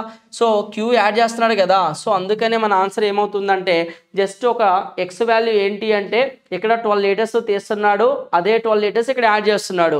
సో అప్పుడు 13 అవుతుంది. సో మన ఆన్సర్ ఏమవుతుందంటే ఎక్స్ వాల్యూ ఎంత అంటే 12 అవుతుంది. So answer is 12 litres. Answer ఏమవుతుందంటే 4th ఆప్షన్ అనేది కరెక్ట్ ఆన్సర్ అవుతుంది.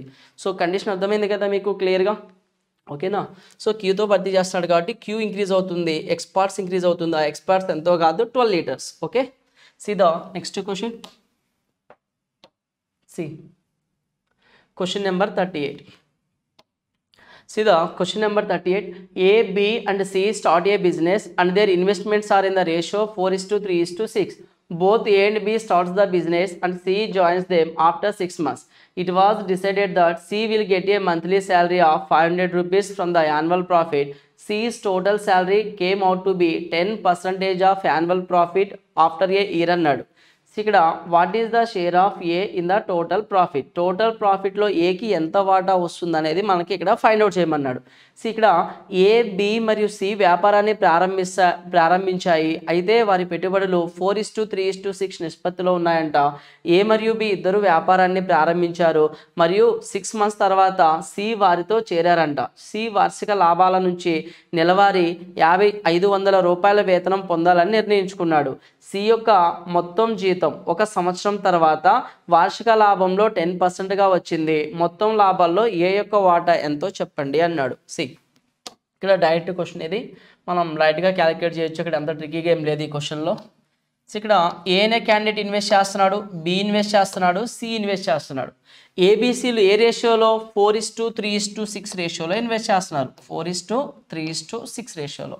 నెక్స్ట్ ఏ మరియు బి ఇద్దరు వ్యాపారాన్ని ప్రారంభించారు. ఫస్ట్ ఎవరు స్టార్ట్ చేశారు, ఏ మరియు బిలు స్టార్ట్ చేశారు. ఇక్కడ లాస్ట్ చూడండి, సంవత్సరం తర్వాత వార్షిక లాభంలో 10%గా వచ్చింది. అయితే మొత్తం అన్నాడు, సంవత్సరం తర్వాత అన్నాడు అంటే ఆ బిజినెస్ యొక్క టైం పీరియడ్ ఎంత, 1 year అని తెలుస్తుంది.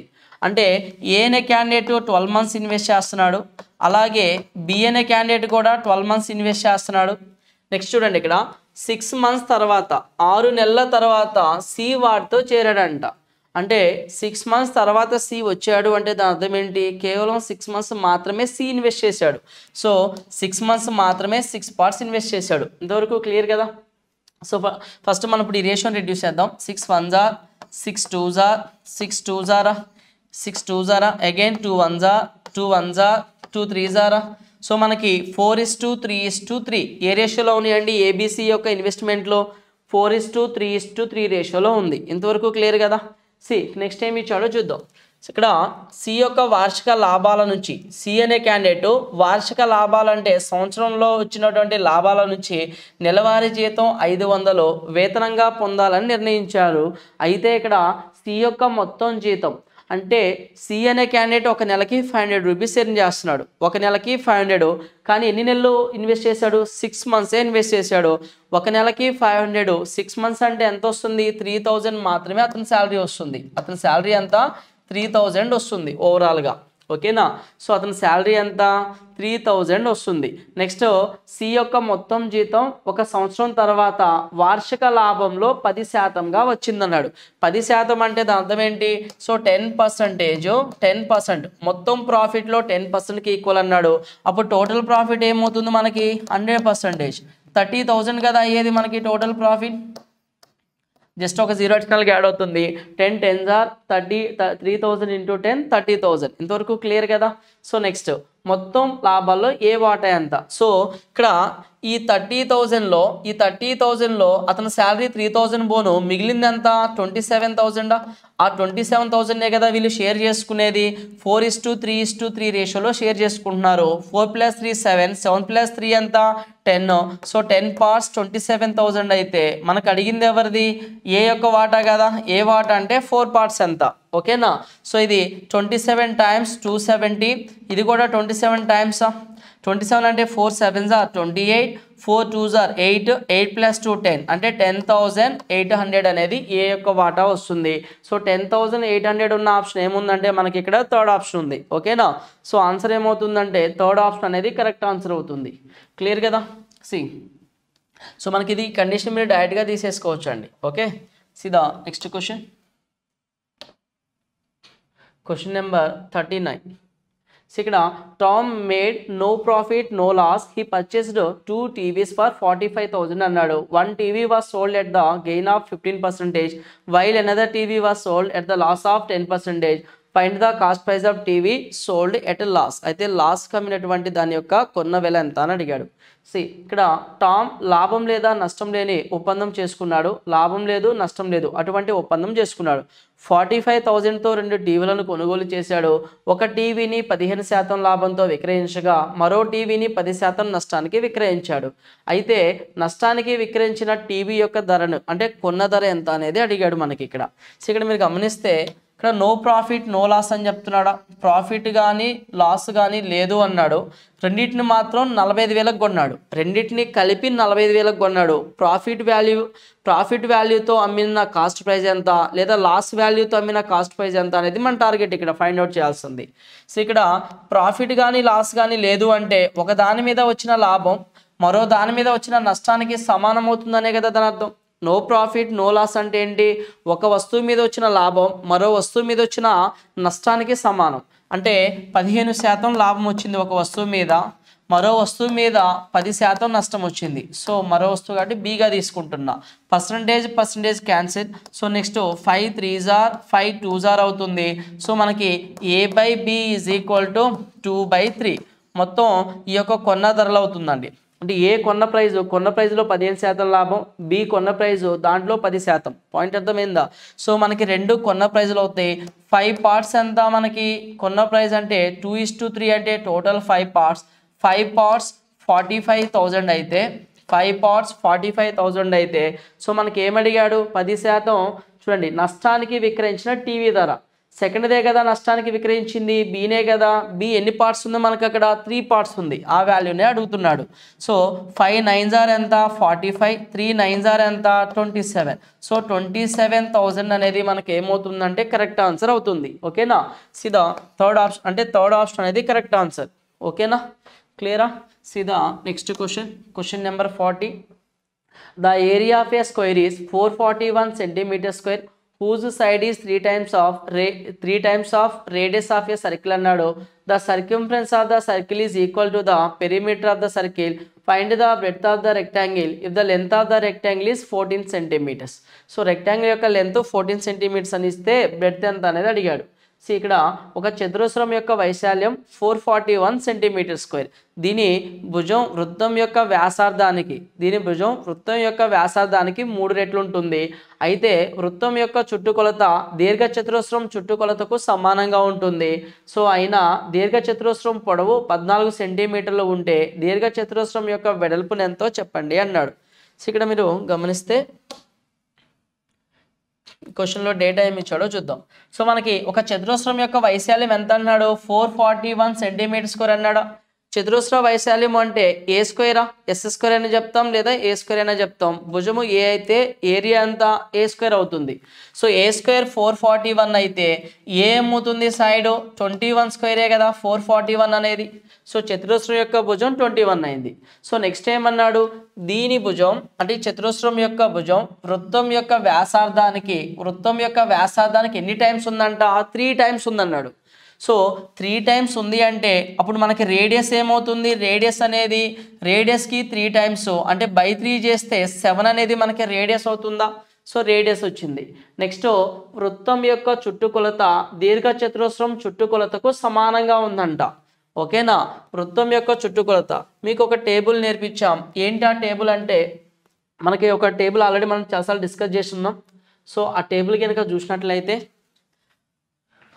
ఇక్కడ చెప్తున్నా చూడండి. Radius area circumference. రేడియస్ 7 అయితే ఏరియా 154, సర్కంఫరెన్స్ 44. రేడియస్ 14 అయితే ఏరియా 616, సర్కంఫరెన్స్ 88. రేడియస్ 21 అయితే 1386 ఏరియా అవుతుంది, 132 అనేది సర్కంఫరెన్స్ అవుతుంది. ఓకేనా? అంటే మనకి కనీసం ఒక 3 వాల్యూస్ ఇలా గుర్తుపెట్టుకుంటే πr² 2πr అనేది క్యాలిక్యులేట్ చేయాల్సిన అవసరం లేకుండా ఇక్కడ రేడియస్ ఒక వృత్తం యొక్క వ్యాసార్థం 7 అయితే దాని యొక్క వైశాల్యం 154, దాని యొక్క వృత్త పరిధి ఎంత 44 అని డైరెక్ట్గా తీసుకుంటాం. ఆల్రెడీ మనకి ప్రీవియస్ ఎక్స్ప్లెనేషన్లో మీతో డిస్కస్ చేస్తున్నాను. ఓకేనా? సో రేడియస్ 14 అయితే వైశాల్యం 616, సర్కంఫరెన్స్ అంటే వృత్త పరిధి 88. అంటే 7 యొక్క మల్టిపుల్స్ అవి 7 1లు 7 2లు 7 3ల 44 1లు 44 2లు 44 3లు. సో ఇలాగా మనం మల్టిపుల్ చేసాం.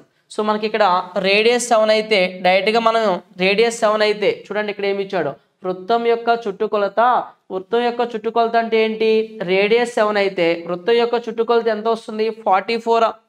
ఆ 44 దేనికి సమానం అన్నాడు దీర్ఘ చతురస్రాకార చుట్టుకొలతకు సమానం అన్నాడా. సో ఈ టేబుల్ మీరు గుర్తుపెట్టుకోవాలి. ఓకేనా? యూజ్ అవుతుందండి మనకి క్యాలిక్యులేషన్ తగ్గిస్తుంది. సో ఇప్పుడు 44 అనేది 44 = చుట్టుకొలత దీర్ఘ చతురస్రం యొక్క చుట్టుకొలత అంటే 2 × L + B నా అందులో దీర్ఘచతురస్రం పొడవు ఇచ్చాడు కదా మనకి. సో పొడవు ఎంత 14 అన్నాడు. సో అయితే మనకి వెడల్పు ఎంత అనేది అడిగాడు. So 2 × L + B. ఇది ఎన్ని టైమ్స్ పోతుంది? 22 టైమ్స్ పోతుంది. 2 22s are 44 అవుతుంది. అప్పుడు బి వాల్యూ ఎంత? ఈ 14 కనుక ఇవతలకు వస్తే బి వాల్యూ ఏమని చెప్పొచ్చు? 6 + 2 8 మిగులుతుంది. అంటే వెడల్పు ఎంత అంటే 8 సెంటీమీటర్స్. సో ఆన్సర్ ఏమవుతుంది? 4th ఆప్షన్ అనేది కరెక్ట్ ఆన్సర్ అవుతుంది. ఓకేనా?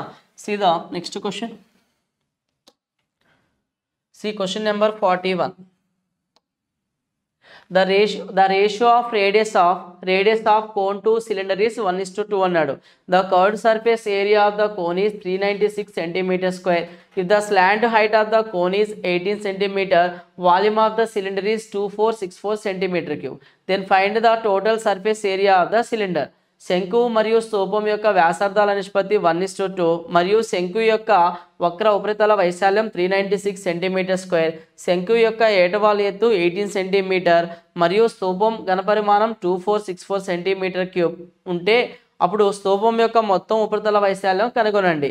స్తూపం యొక్క మొత్తం ఉపరితల వైశాల్యం అంటే సర్కంఫరెన్స్ అంటే side area, lateral surface area లేదా దాన్ని ఏమంటాం ఇంకోలాగా curved surface area plus top area bottom area తీసుకుంటాం. ఇక్కడ ఏమి ఇచ్చాడో క్లియర్గా స్టెప్ బై స్టెప్ అప్లై చేద్దాం. ఓకేనా? ఈజీ కండిషన్ ఇచ్చాడు, కొంచెం అర్థం చేసుకుంటే వస్తుంది. శంకువు మరియు స్తూపం అన్నాడు. శంకువు మరియు స్తూపం యొక్క వ్యాసార్థాలు అంటే రేడియస్ ఎలా ఉన్నాయి? 1:2 ఉన్నాయా? శంకు యొక్క వక్రతల వైశాల్యం అంటే శంకు యొక్క వక్రతల వైశాల్యం ఎంత? πrs 396 అన్నాడా? మనం గనుక ఒక శంకు గనుక తీసుకుంటే ఇలాగే కదా ఉండేది. మనం వక్రతల వైశాల్యం అంటే ఏంటి? πrs πrs 396 అని చెప్తున్నాడా?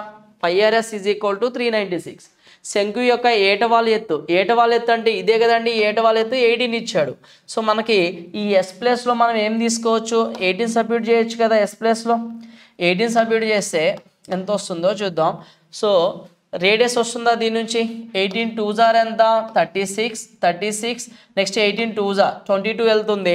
సో రేడియస్ ఇక్కడ పై వాల్యూ ఎంత ఉంది మనకి? పై ప్లస్లో 22/7 తీసుకుంటాం కదా. సో 22 క్యాన్సిల్ అవుతుంది. అప్పుడు రేడియస్ ఎంత? 7 అవుతుందా? సో మనకి శంకు యొక్క రేడియస్ 7 వచ్చింది. రేడియస్ అంటే వ్యాసార్థం. శంకు యొక్క వ్యాసార్థం 7 వచ్చింది. అప్పుడు మనకి స్తూపం యొక్క వ్యాసార్థం కూడా వస్తుందా? సో 1 పార్ట్ అనేది ఇక్కడ 1 పార్ట్ అనేది 7 అయితే 2 పార్ట్స్ ఎంత? 14.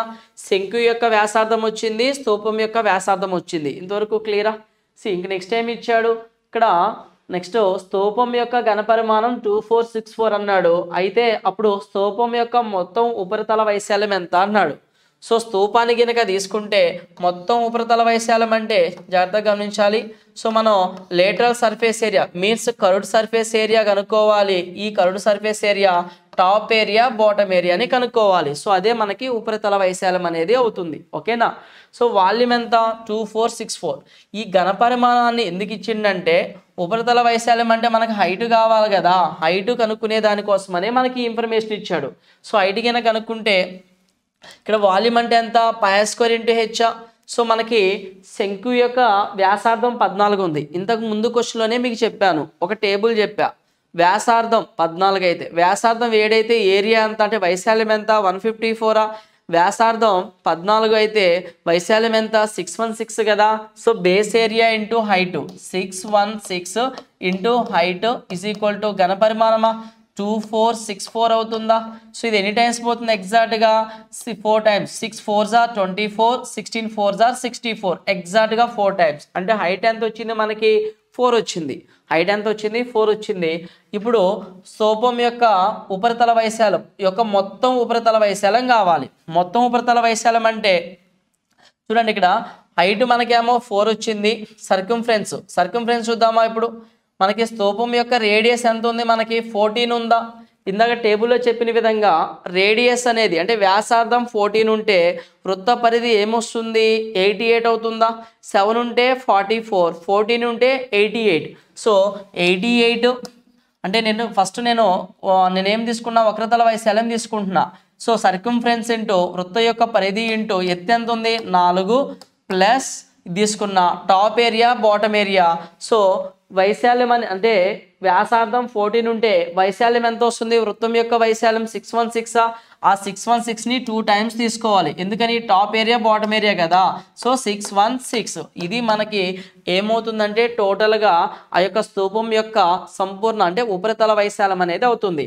సో ఇక్కడ 4 ఉంది, 4 అన్ని యూనిట్ డిజిట్లు సేమ్ ఉన్నాయి. సరే చూద్దాం మనం వాల్యూ ఎంత వస్తుందో. సో ఇక్కడ 4 8 జార్ ఎంత? ఇక్కడ 4 టైమ్స్ పోతుంది. సో ఇక్కడ 80 అని పోతుందా? 88 ఇంటూ 4 పోతుందా? 4 8 జార్ 32. సరే నో ప్రాబ్లం అండి. ఈ వాల్యూ చూడండి యాడ్ చేస్తే మనకి ఎంత వస్తుందో 600 2 6 జార్ 1200 అండ్ 32 వస్తుంది. సో ఈ వాల్యూ ఎంత వస్తుంది? 4 8 జార్ 32 4 8 జార్ 32 32 ప్లస్ 3 ఎంత? 35.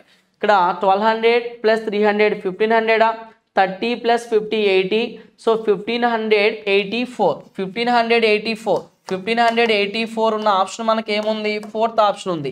సో ఈ క్వశ్చన్ ఆన్సర్ ఏంటంటే 4th option is the exact answer. Clear కదా? See the next question. Question number 42.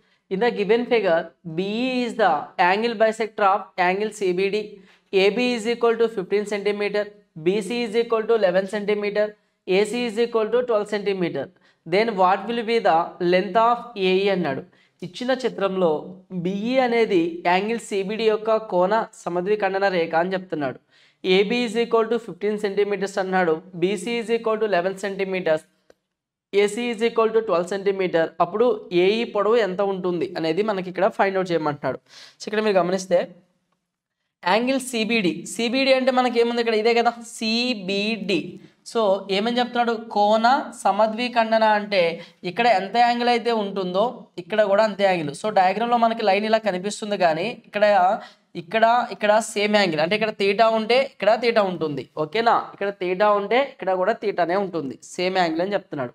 So నేను ఇక్కడ ఏం చేస్తున్నా అంటే ఇంకా మనకి డేటా ఏమి ఇచ్చాడు చూద్దాం. First AB is equal to 15 అన్నాడు. AB అంటే ఈ లెంతే కదా మనకి 15 అని చెప్తున్నాడు. ఓకేనా? సో AB ఎంత ఇచ్చాడు? మనకాడ 15 ఇచ్చాడు. సో ఇదంతా 15 అంటున్నాడు. Next AB 15. BC ఎంత ఇచ్చాడు? 11 సెంటీమీటర్స్ ఇచ్చాడు. BC అంటే ఈ లెంత్ ఎంత అంటే 11 సెంటీమీటర్స్. నెక్స్ట్ AC ఎంత ఇచ్చాడు? మనకి ఈ లెంత్ 12 సెంటీమీటర్స్ ఇచ్చాడు. 12 సెంటీమీటర్స్. అప్పుడు మనకి AE లెంత్ ఎంత అన్నాడు. AE లెంత్ అంటే ఇక్కడ నుంచి ఈ లెంత్ ఎంత అని అడిగాడు. సో ఇక్కడ నేను ఏం చేస్తున్నా అంటే ఈ లైన్ ఉంది కదా యాంగిల్ బైసెక్టింగ్ లైన్, దీనికి ప్యారలల్గా నేను ఒక లైన్ గీసుకుంటున్నా. ఇలా దీనికి ప్యారలల్గా ఒక లైన్ గీసుకుంటున్నా. అప్పుడు ఇక్కడ నాకు ఎంత యాంగిల్ అయితే ఉంటుందో, ఎందుకంటే ప్యారల్ లైన్స్ కదా ఇవి, ఇక్కడ ఎంత యాంగిల్ అయితే ఉంటుందో ఇక్కడ నాకు అంతే యాంగిల్ ఉంటుంది. ఓకేనా? సేమ్ అలాగే ఇక్కడ నాకు ఎంత యాంగిల్ అయితే ఉంటుందో ఇక్కడ ఎంత యాంగిల్ అయితే ఉంటుందో ఇక్కడ కూడా ఇక్కడ అంతే యాంగిల్ ఫామ్ అవుతుంది. ఇక్కడ పాయింట్ అర్థమవుతుందా? సో ఈ యాంగిల్ సేమ్, కానీ ఓవరాల్గా చూసుకుంటే ఈ రెండు తీటా యాంగిల్, ఇది తీటానే. సో ఇక్కడ తీటా అయితే ఈ యాంగిల్ సేమ్, ఇక్కడ యాంగిల్ సేమ్. అంటే ఈ యాంగిల్ సేమ్ ఉంది. ఈ యాంగిల్ సేమ్ ఉంటే ఈ సైడ్ ఎంత ఉంది? ఇది 11 ఉంది కదా. సో మనకి ఐసోసెలస్ ట్రయాంగిల్లో 2 సైడ్స్ ఈక్వల్ ఉంటే అంటే 2 యాంగిల్స్ ఈక్వల్ ఉంటే వాటి ఆపోజిట్ సైడ్స్ కూడా ఈక్వల్ ఉంటాయి కదా. సో ఈ యాంగిల్ ఆపోజిట్ 11 ఉన్నప్పుడు ఈ యాంగిల్ ఆపోజిట్ ఎంత? 11 ఉంటుంది. సో ఇది ఎంత ఉంటుంది? 11 సెంటీమీటర్ ఉంటుంది. ఓకేనా? So 11 centimetre. టోటల్ ఎంత ఇది? 15 కదా. ఈ 15లో ఇది 11 సెంటీమీటర్స్ అయితే అప్పుడు ఈ లెంత్ ఏమవుతుంది? 4 అవుతుందా? 15లోంచి 11 పోతే 4 అవుతుంది. ఇప్పుడు ఈ ట్రయాంగిల్ అబ్జర్వ్ చేయండి కొంచెం. మీరు ఈ ట్రయాంగిల్ కనుక గమనిస్తే ఈ ట్రయాంగిల్ మీరు అబ్జర్వ్ చేయగలిగితే సో ఇక్కడ సైడ్ ఎంత ఉంది? ఇది 4 ఉంది. ఈ ట్రయాంగిల్లో ఈ సైడ్ ఎంత ఉంది? 4 ఉంది. ఈ సైడ్ 4 ఉన్నప్పుడు ఈ లెంత్ ఎంత ఉంది? 12 ఉంది. సో ఏ రేషియోలో ఉంది? 4 3 టైమ్స్ ఉంది. ఈ సైడ్కి 3 టైమ్స్ లెంత్ ఉంది ఇది. సో మనకు క్వశ్చన్ ఏమి అడిగాడు? ఏఈ లెంత్ కదా అడిగింది. సో అప్పుడు ఏబీ ఈ ట్రయాంగిల్ గమనించండి. అప్పుడు పెద్ద ట్రయాంగిల్. సో ఈ ట్రయాంగిల్లో సైడ్ 4 ఉంటే దీనికి 3 టైమ్స్ అనేది దీని యొక్క ఈ సైడ్ అవుతుంది. అలాగే ఈ సైడ్ 15 ఉందా? ఈ పెద్ద ట్రయాంగిల్లో ఈ సైడ్ 15 ఉంటే సో ఈ లెంత్ ఏమవుతుంది? 15కి 3 టైమ్స్ అవుతుంది. 15కి 3 టైమ్స్ అంటే ఎంత? 45. 15 3 are 45. సో ఆన్సర్ ఏంటి? ఈ క్వశ్చన్కి ఆన్సర్ ఏంటంటే థర్డ్ ఆప్షన్ కరెక్ట్ ఆన్సర్ అవుతుంది. ఓకేనా? See the next question. Question number 43. 9a square 25b square 49c square is equal to 18a minus 20b plus 14c minus 40. Then find the value of 4a plus 10b minus 7c. So ఇక్కడ ఒక expression ఇచ్చాడు, అయితే 4a + 10b + 7c విలువను కనుక్కోండి అంటున్నాడు. So first మనం ఈ వాల్యూని ఫైండ్ అవుట్ చేయాలంటే ఏబిసి వాల్యూస్ తెలిస్తేనే కదా మనం అందులో సబ్స్టిట్యూట్ చేసి వాల్యూ ఎంతో చెప్పగలిగేది. సో ఏబిసి వాల్యూస్ రావడానికి మనకి ఇచ్చిన క్లూ ఏంటి, ఈ డేటానే మనకి ఇచ్చిన క్లూ. సో ఇక్కడ మీరు గమనిస్తే a² + b² + c² అంటే ఇక్కడ మనకి a + b² b + c² c + a² అంటే ఈ కాంబినేషన్లో ఉంది. సో నేను ఏం చేస్తున్నా అంటే ఈ వాల్యూస్ మొత్తాన్ని యువతలు తీసుకొస్తున్నా. సో 9² ఎలా రాయొచ్చు, a² లా అంటే 3a², 9² ఎలా రాయొచ్చు, 3a² రాయొచ్చు. a², ఇక్కడ ఏ కాంబినేషన్లో ఏముంది, ఇదే కదా ఏ వాల్యూ. 18a కాస్త యువతలకు వస్తే మైనస్ అవుతుందా, -18a. ఆల్రెడీ ఇక్కడ ఏ వాల్యూ 3a ఉంది, a² - 2ab కదా, 2 అనేది కామన్గా అన్నిటిలో వస్తుంది. a - b² అంటే ఏంటి, a² - 2ab + b² ఇలా వస్తుంది. సో అప్పుడు a² - 2, a అంటే ఎంత, 3a నేనా, 3a. సో 2 3s ఎంత, 6. సో ఇక్కడ 18 కదా ఉంది, 6 3s అంటే b వాల్యూ ఖచ్చితంగా ఎంత, 3 ఉంటుంది. 2ab - 2ab, so plus b అంటే ఎంత, ఇంకా 3² కదా, సో 3². సో 3² అవుతుంది. సో అలా ఉంచుదాం దాన్ని. నెక్స్ట్ ఇంకా 25b², 25b² అంటే ఇది ఒక ఎక్స్ప్రెషన్. 25b² అంటే ఎలా రాయొచ్చు మనం దాన్ని, 5b² అని రాస్తామా. సో దీన్ని 5b². ఇక్కడ నెక్స్ట్ బి కాంబినేషన్ ఏముంది, -20b కదా, -20b = యువతల సైడ్కి వస్తే +20b మీన్స్ +2. ఏ అంటే ఎంత, ఇక్కడ 5bని ఏగా తీసుకుంటామా, 2 5s 10, 20 కదా ఇక్కడ మొత్తం, 10 2s అంటే సెకండ్ వాల్యూ ఎంత, 2ab అవుతుంది, ప్లస్ 2² ఆ వాల్యూ ఎంత అంటే 2² అవుతుంది. ఇంతవరకు ఓకేనా. సి నెక్స్ట్ తర్వాత49c² ఉందా, 49c² అంటే వాల్యూ 49c² అని చెప్తున్నాడా, ప్లస్ 49 అంటే 7c². నెక్స్ట్ సి వాల్యూ ఎంత ఉంది మనకి, ఇక్కడ +14 ఉంది, యువతలకు వస్తే మైనస్ అవుతుందా, సో -2. ఏ అన్నాడు కదా, ఏ అంటే ఎంత, ఇక్కడ ఉన్నదే 14. సో ఇక్కడ 14 అంటే ఇక్కడ 27c, ఇక్కడ -2a ఉండాలి కదా, ఏ అంటే ఎంత, 7c కదా, -2a, 2 7s 14 ఉంది. సో అప్పుడు ఖచ్చితంగా b ప్లస్లో 1 ఉంటుంది కదా, సో +1² = 0 మొత్తం యువతలకు వచ్చేసినాయి. సో ఇక్కడ మీరు గమనిస్తే కాన్స్టెంట్ టర్మ్ ఏముంది, ఇక్కడ -14 ఉంది. సో -14 అనేది కాన్స్టెంట్ టర్మ్, యువతలకు వస్తే +14. ఆ 14ని ఇక్కడ 9 తీసుకున్నా, ఇక్కడ ఎంత తీసుకున్నా, 3² అంటే 9 కదా. సో ఈ +14లో నుంచి 9 తీసుకుంటే ఇది యువతలకు వస్తే ప్లస్ అవుతుంది కదా, +9 +14లోంచి 9 పోతే మిగిలింది 5 మిగిలింది. ఆ 5లో నేను ఇక్కడ ఎంత తీసుకున్నా, కాన్స్టాంట్ 2² తీసుకున్నా, 4 తీసుకున్నా. సో ఎంత మిగిలింది, 1 మిగిలింది. ఆ 1ని ఇక్కడ తీసుకున్నా, సరిపోయిందా ఎక్స్ప్రెషన్ నాకు. ఇక్కడ 3a అంటే a - b² a - b² అంటే a² - 2ab + b². ఇక్కడ ఇలా కాంబినేషన్లో వచ్చింది. సో ఇప్పుడు 3a a - b అంటే 3a - 3 = 0 హోల్ 0 కదా. సో అప్పుడు a = ఎంత, 1 వస్తుంది. a = ఎంత, 1 వస్తుంది.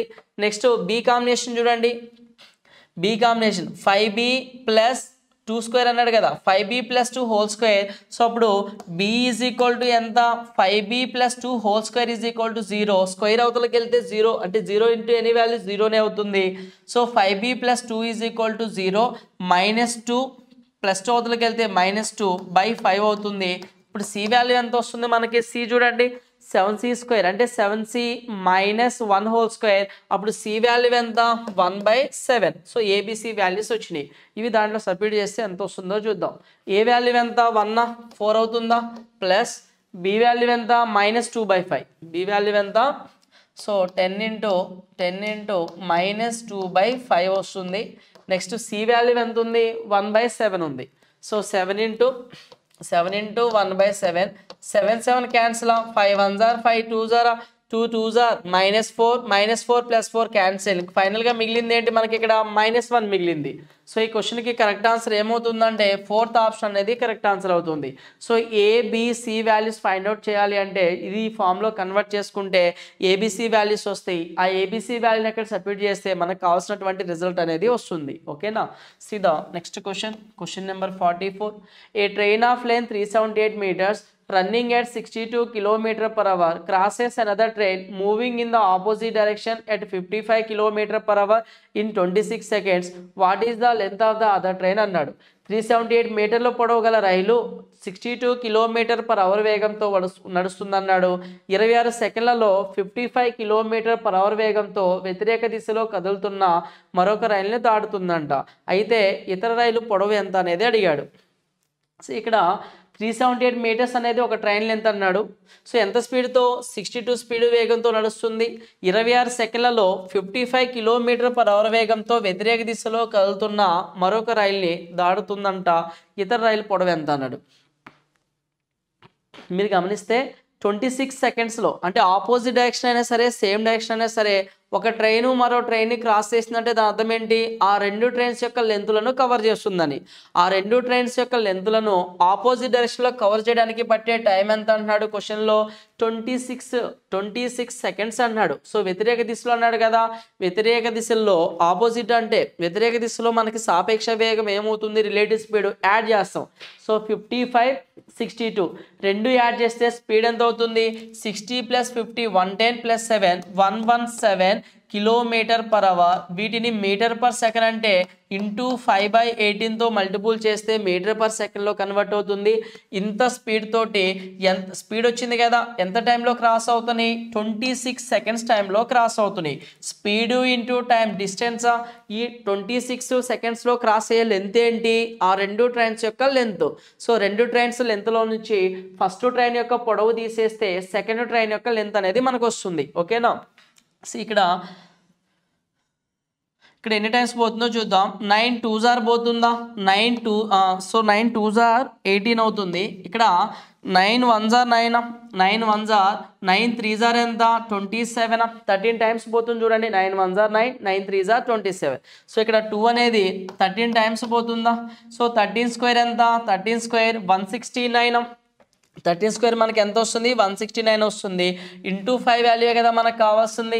సో 160 × 5, 16 5s ఎంత 800, 9 5లు ఎంత 45, 800 అండ్ 45 టోటల్ లెంత్ వస్తుంది. ఈ లెంత్లోంచి ఫస్ట్ లెంత్ ఎంత -378. ఇది రిమూవ్ చేస్తే సెకండ్ లెంత్ 15లోంచి మనకి అంటే 1 అప్ తెచ్చుకుంటే ఏమవుతుందండి 15 అవుతుందా. సో 15లోంచి 8 పోతే మనకి 7 వస్తుంది. యూనిట్ డిజిట్ 7 ఉన్న ఆప్షన్ ఏముంది, సెకండ్ ఆప్షన్ ఉంది. సో 467 మీటర్స్ అనేది సెకండ్ ట్రైన్ యొక్క లెంత్ అవుతుంది. ఓకేనా. సీదా next question 45. A shop keeper marked the price of goods at 25% above the cost price. He sells half of the stock at this price అన్నాడు. అంటే at this price means పెంచిన price అండి.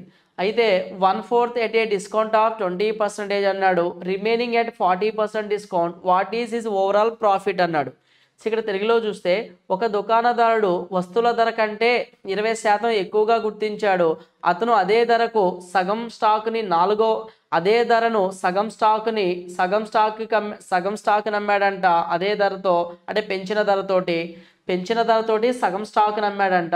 4వ వంతు భాగాన్ని అంటే 1/4వ వంతు భాగాన్ని 20% తగ్గింపుతో మరియు మిగిలిన భాగాన్ని 40% తగ్గింపుతో విక్రయిస్తే అతని మొత్తం లాభం ఎంతో చెప్పండి అన్నాడు. సో ఇక్కడ మీరు జాగ్రత్తగా గమనిస్తే మనకి క్లూ ఏంటంటే 4వ వంతు అన్నాడు, 1/4వ వంతు. సో జనరల్గా ఫ్రాక్షన్ తీసుకుంటే డినామినేటర్లో అంటే హారంలో ఉండే వాల్యూ ఏమవుతుంది, టోటల్ వాల్యూ అవుతుంది. సో నేను కాస్ట్ ప్రైస్గా ఏం తీసుకుంటున్నా అంటే 4 పార్ట్స్ తీసుకుంటున్నా.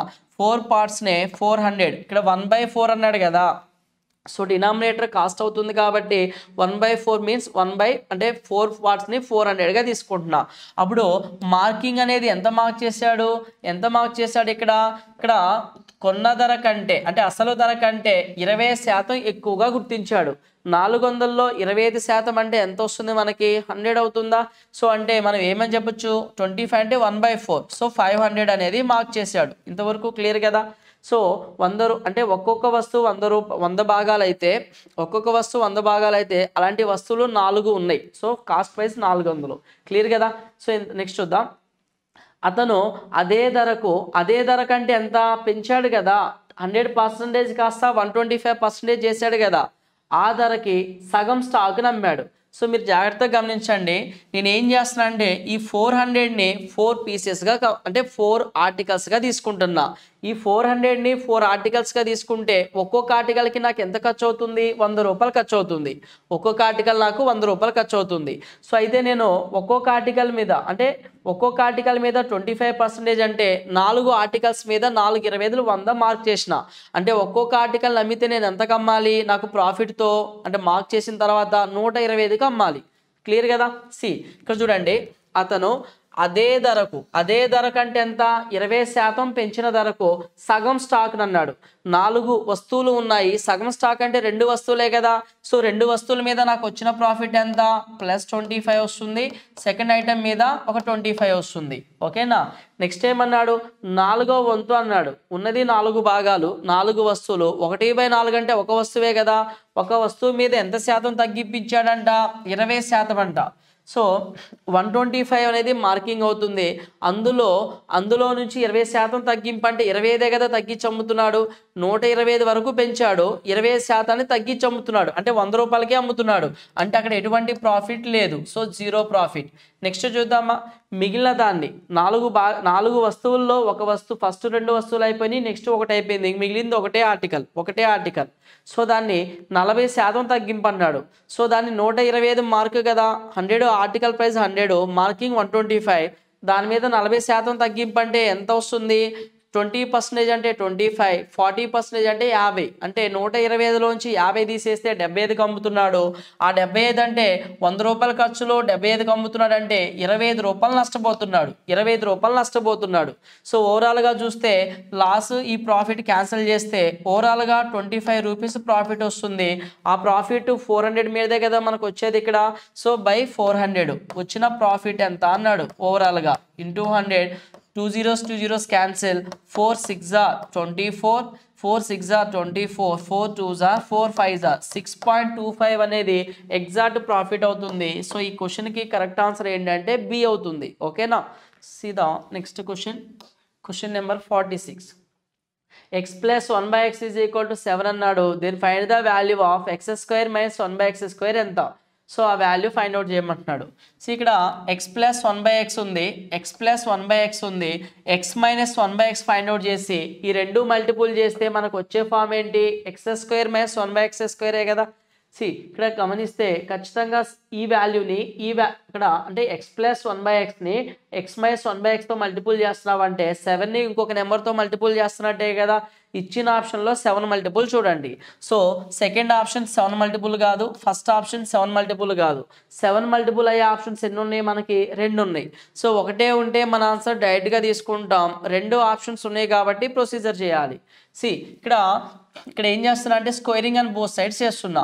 స్క్వేరింగ్ అండ్ బోత్ సైడ్స్ అంటే x² + 1/x² ప్లస్ 2ab అంటే x1/x క్యాన్సిల్ +2 మిగులుతుంది. రైట్ సైడ్ చూడండి, 7² అంటే 49 49 ఈ +2 అవతలకి వెళ్తే -2 అవుతుంది. 49లో నుంచి 2 పోతే వాల్యూ ఎంత? 47 మిగిలేది. సో 47. నెక్స్ట్ ఏం చేస్తున్నా అంటే ఇక్కడ -2 తీసుకుంటున్నా, ఇటు సైడ్ -2 ఇటు సైడ్ -2 చేస్తున్నా. అప్పుడు a² + b² - 2ab కదా. సో అప్పుడు ఏమవుతుంది? x - 1/x² = 45 అంటే ఈ హోల్ స్క్వేర్ అవతలకి వెళ్తే √45 అవుతుంది కదా మనకి. x - 1/x √45 వచ్చింది, x + 1/x 7 వచ్చింది. ఈ రెండింటిని మల్టిపుల్ చేస్తే మనకు వచ్చే ఫామ్ ఏంటి? x² - 1/x² = 45ని ఎలా రాయొచ్చు? 9 5s are 45. 3 బయటకు వస్తుందా? 3 బయటకు వస్తే 7 × 3 ఎంత? 21√5. సో 21√5 అనేది మనకి కరెక్ట్ ఆన్సర్ అవుతుంది. ఇచ్చిన ఆప్షన్లో ఏముంది? 4th ఆప్షన్ ఉంది. So 4th option is the correct answer. Clear కదా ఈ క్వశ్చన్? సీదా నెక్స్ట్ క్వశ్చన్ 47.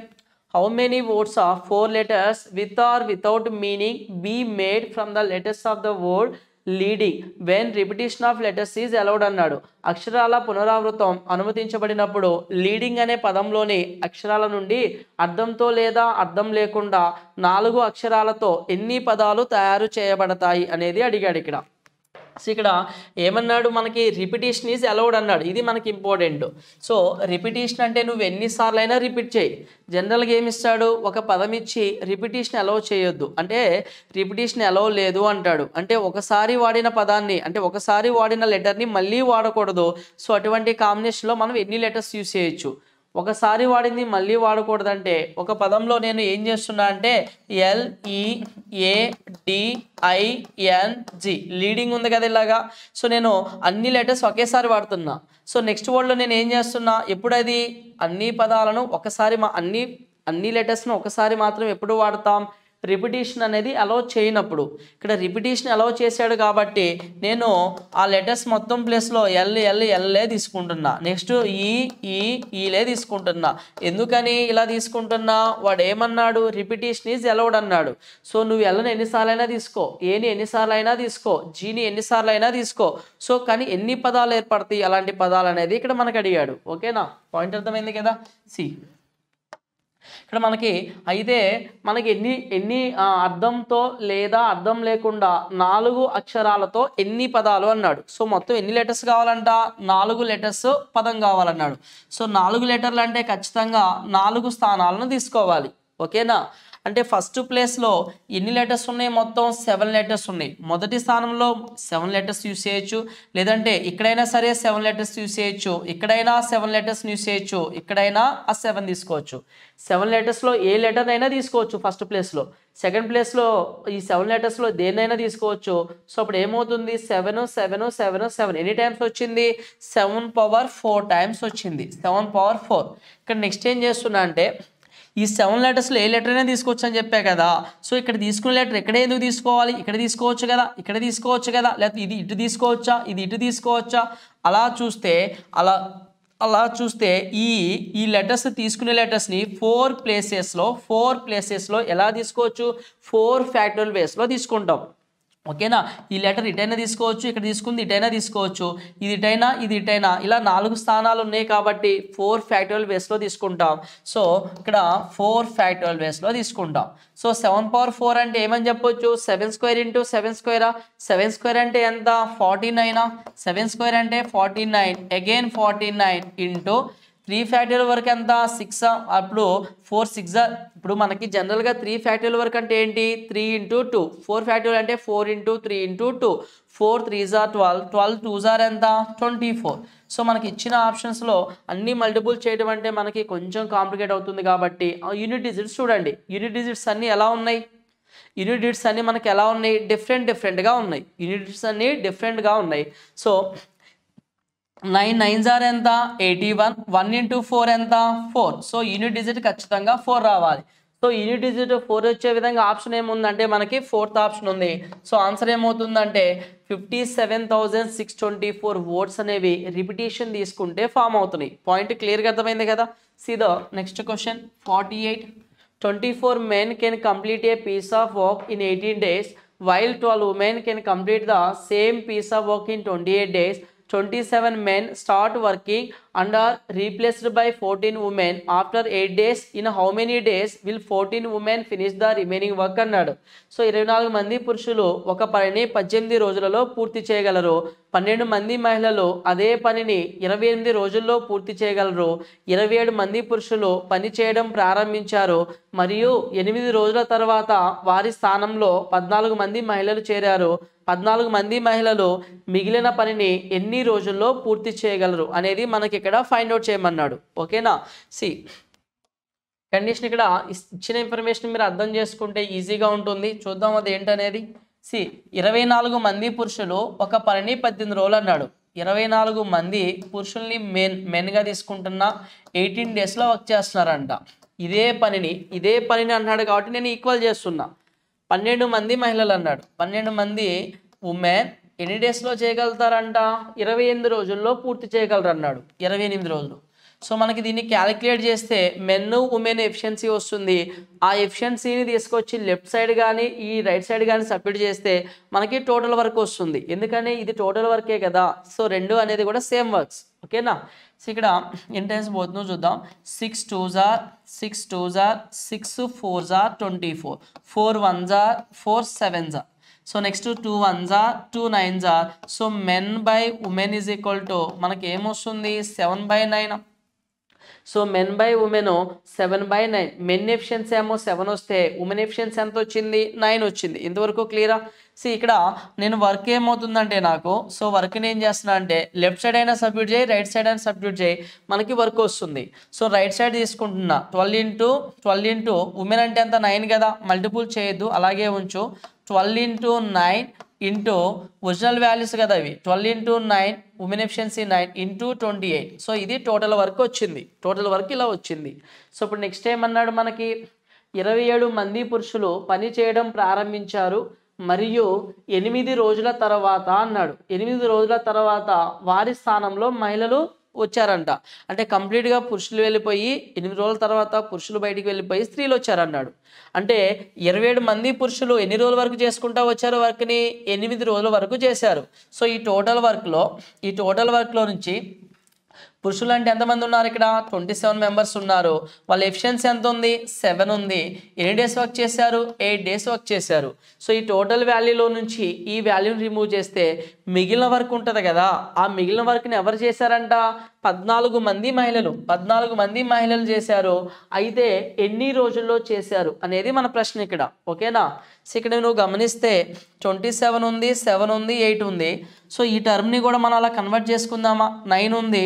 సో ఇక్కడ 3 ఇంటూ 4గా రాయొచ్చా దీన్ని 12ని. సో ఇక్కడ 7 4గా రాయొచ్చా 28ని. ఎందుకని మొత్తం మల్టిపుల్ చేసి రిమూవ్ చేసి తీసే కంటే కాంప్లికేట్ అవుతుంది కాబట్టి ఇలా కన్వర్ట్ చేస్తున్నా. సో ఇప్పుడు 9 3s ఎంత 27. సో నెక్స్ట్ 7 అలాగే ఉంది కదా 7 ఉంచండి. 4 4s ఎంత 16. ఇప్పుడు గమనించండి 27 into 7 into 16, 27 into 7 into 8. So ఇక్కడ కామన్గా ఏముంది 27 ఇంటూ 7 కామన్ ఉంది. ఈ 16లోంచి 8 పోతే మిగిలింది ఎంత 8 కదా. సో అంటే ఇక్కడ మీరు అర్థం చేసుకుంటే 27 మిగిలిన వరకు ఎంత 27 ఇంటూ 7 ఇంటూ 8 అనేది మనకి మిగిలిపోయిన వరకు.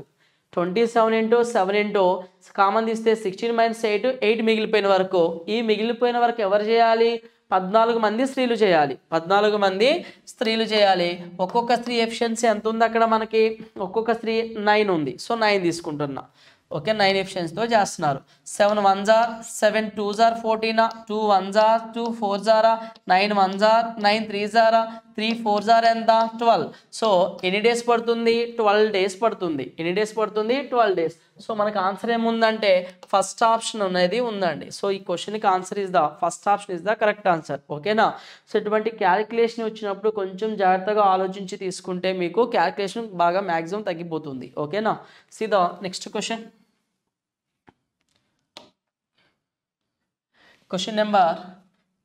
Question number 49. A boat can travel 240 kilometers downstream and 340 kilometers 3/4 of the distance traveled in the downstream అన్నాడు. A boat can travel 240 kilometers downstream and 3/4 of the distance traveled in the downstream అన్నాడు. In upstream in 12 hours అన్నాడు. Downstream and upstream in 12 hours 17 hours అన్నాడు. If the speed of the stream is 80% less than the speed of the boat in still water అన్నాడు, then find the time taken by the boat to travel 90 kilometers upstream and 270 kilometers downstream అన్నాడు. So ఇక్కడ మీరు గమనిస్తే ఇక్కడ తెలుగులో చూస్తే ఒక పడవ 240 కిలోమీటర్ల దిగువకు ప్రయాణిస్తుంది మరియు 3/4 వంతు దూరం దిగువకు ప్రయాణిస్తుంది అన్నాడు. 3/4 వంతు దూరం దిగువకు ప్రయాణిస్తుంది.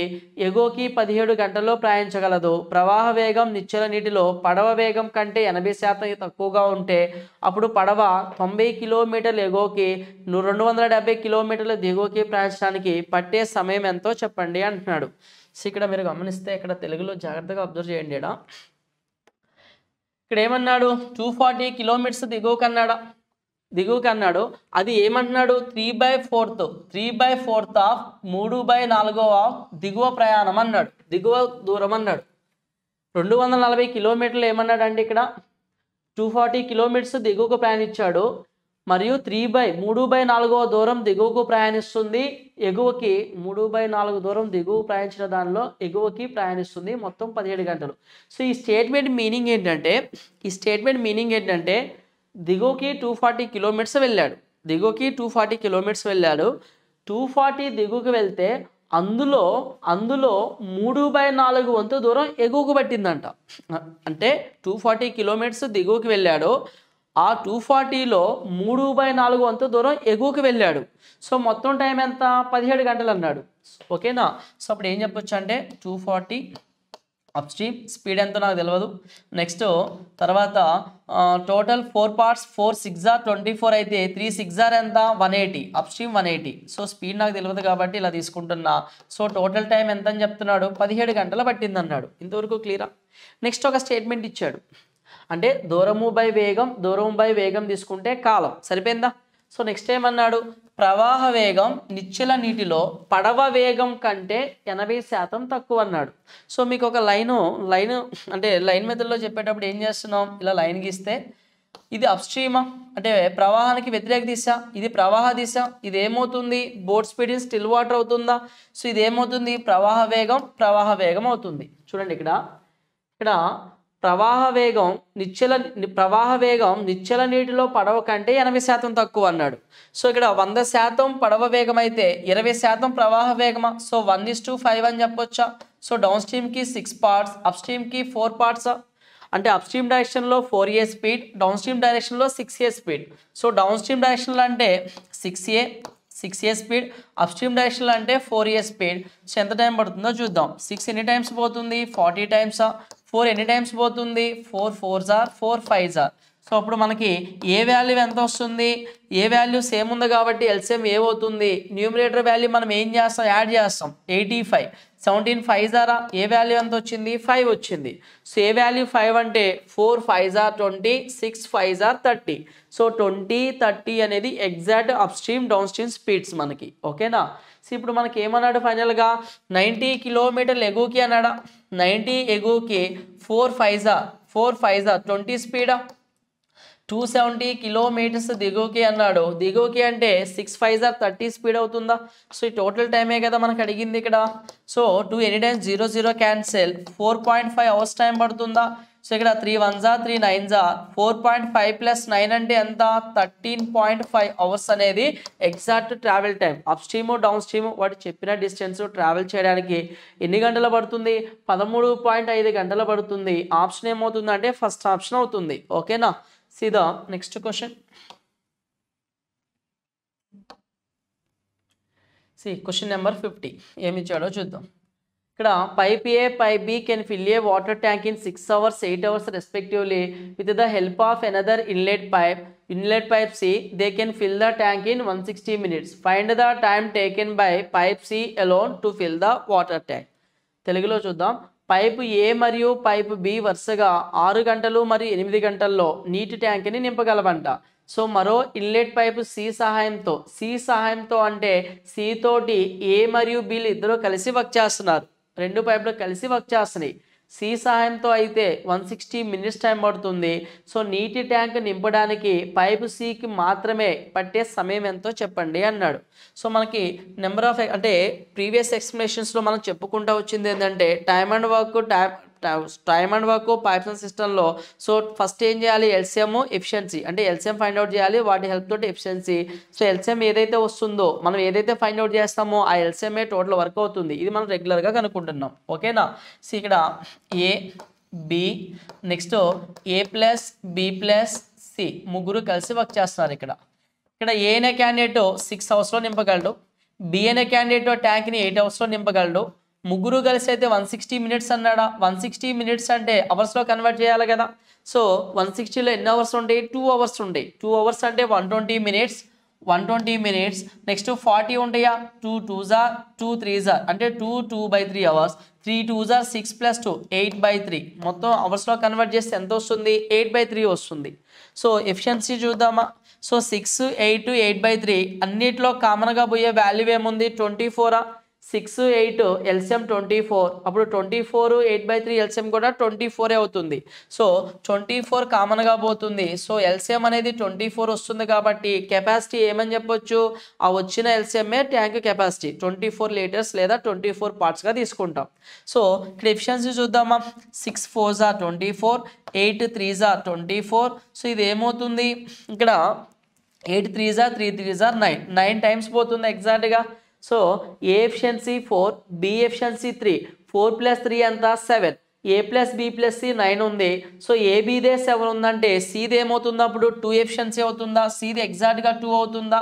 క్వశ్చన్ ఏమన్నాడు, నీటి ట్యాంక్ని నింపడానికి సి ద్వారా పట్టే టైం ఎంత అంటే టోటల్ 24 లీటర్స్ని సి 2 ఎఫిషియన్సీతో నింపితే ఎంత టైం పడుతుంది, 12 అవర్స్ టైం పడుతుంది. ఆ టైంనే ఫైండ్ అవుట్ చేయమన్నాడు. సో ఈ క్వశ్చన్కి ఆన్సర్ ఏమవుతుందంటే ఫస్ట్ ఆప్షన్ అనేది కరెక్ట్ ఆన్సర్ అవుతుంది. ఓకేనా. సీదా next question 51.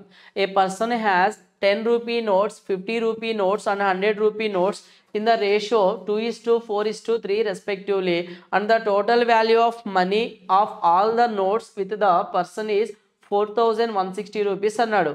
Find the sum of the number of 50 rupee notes and 100 rupee notes with the person అన్నాడు.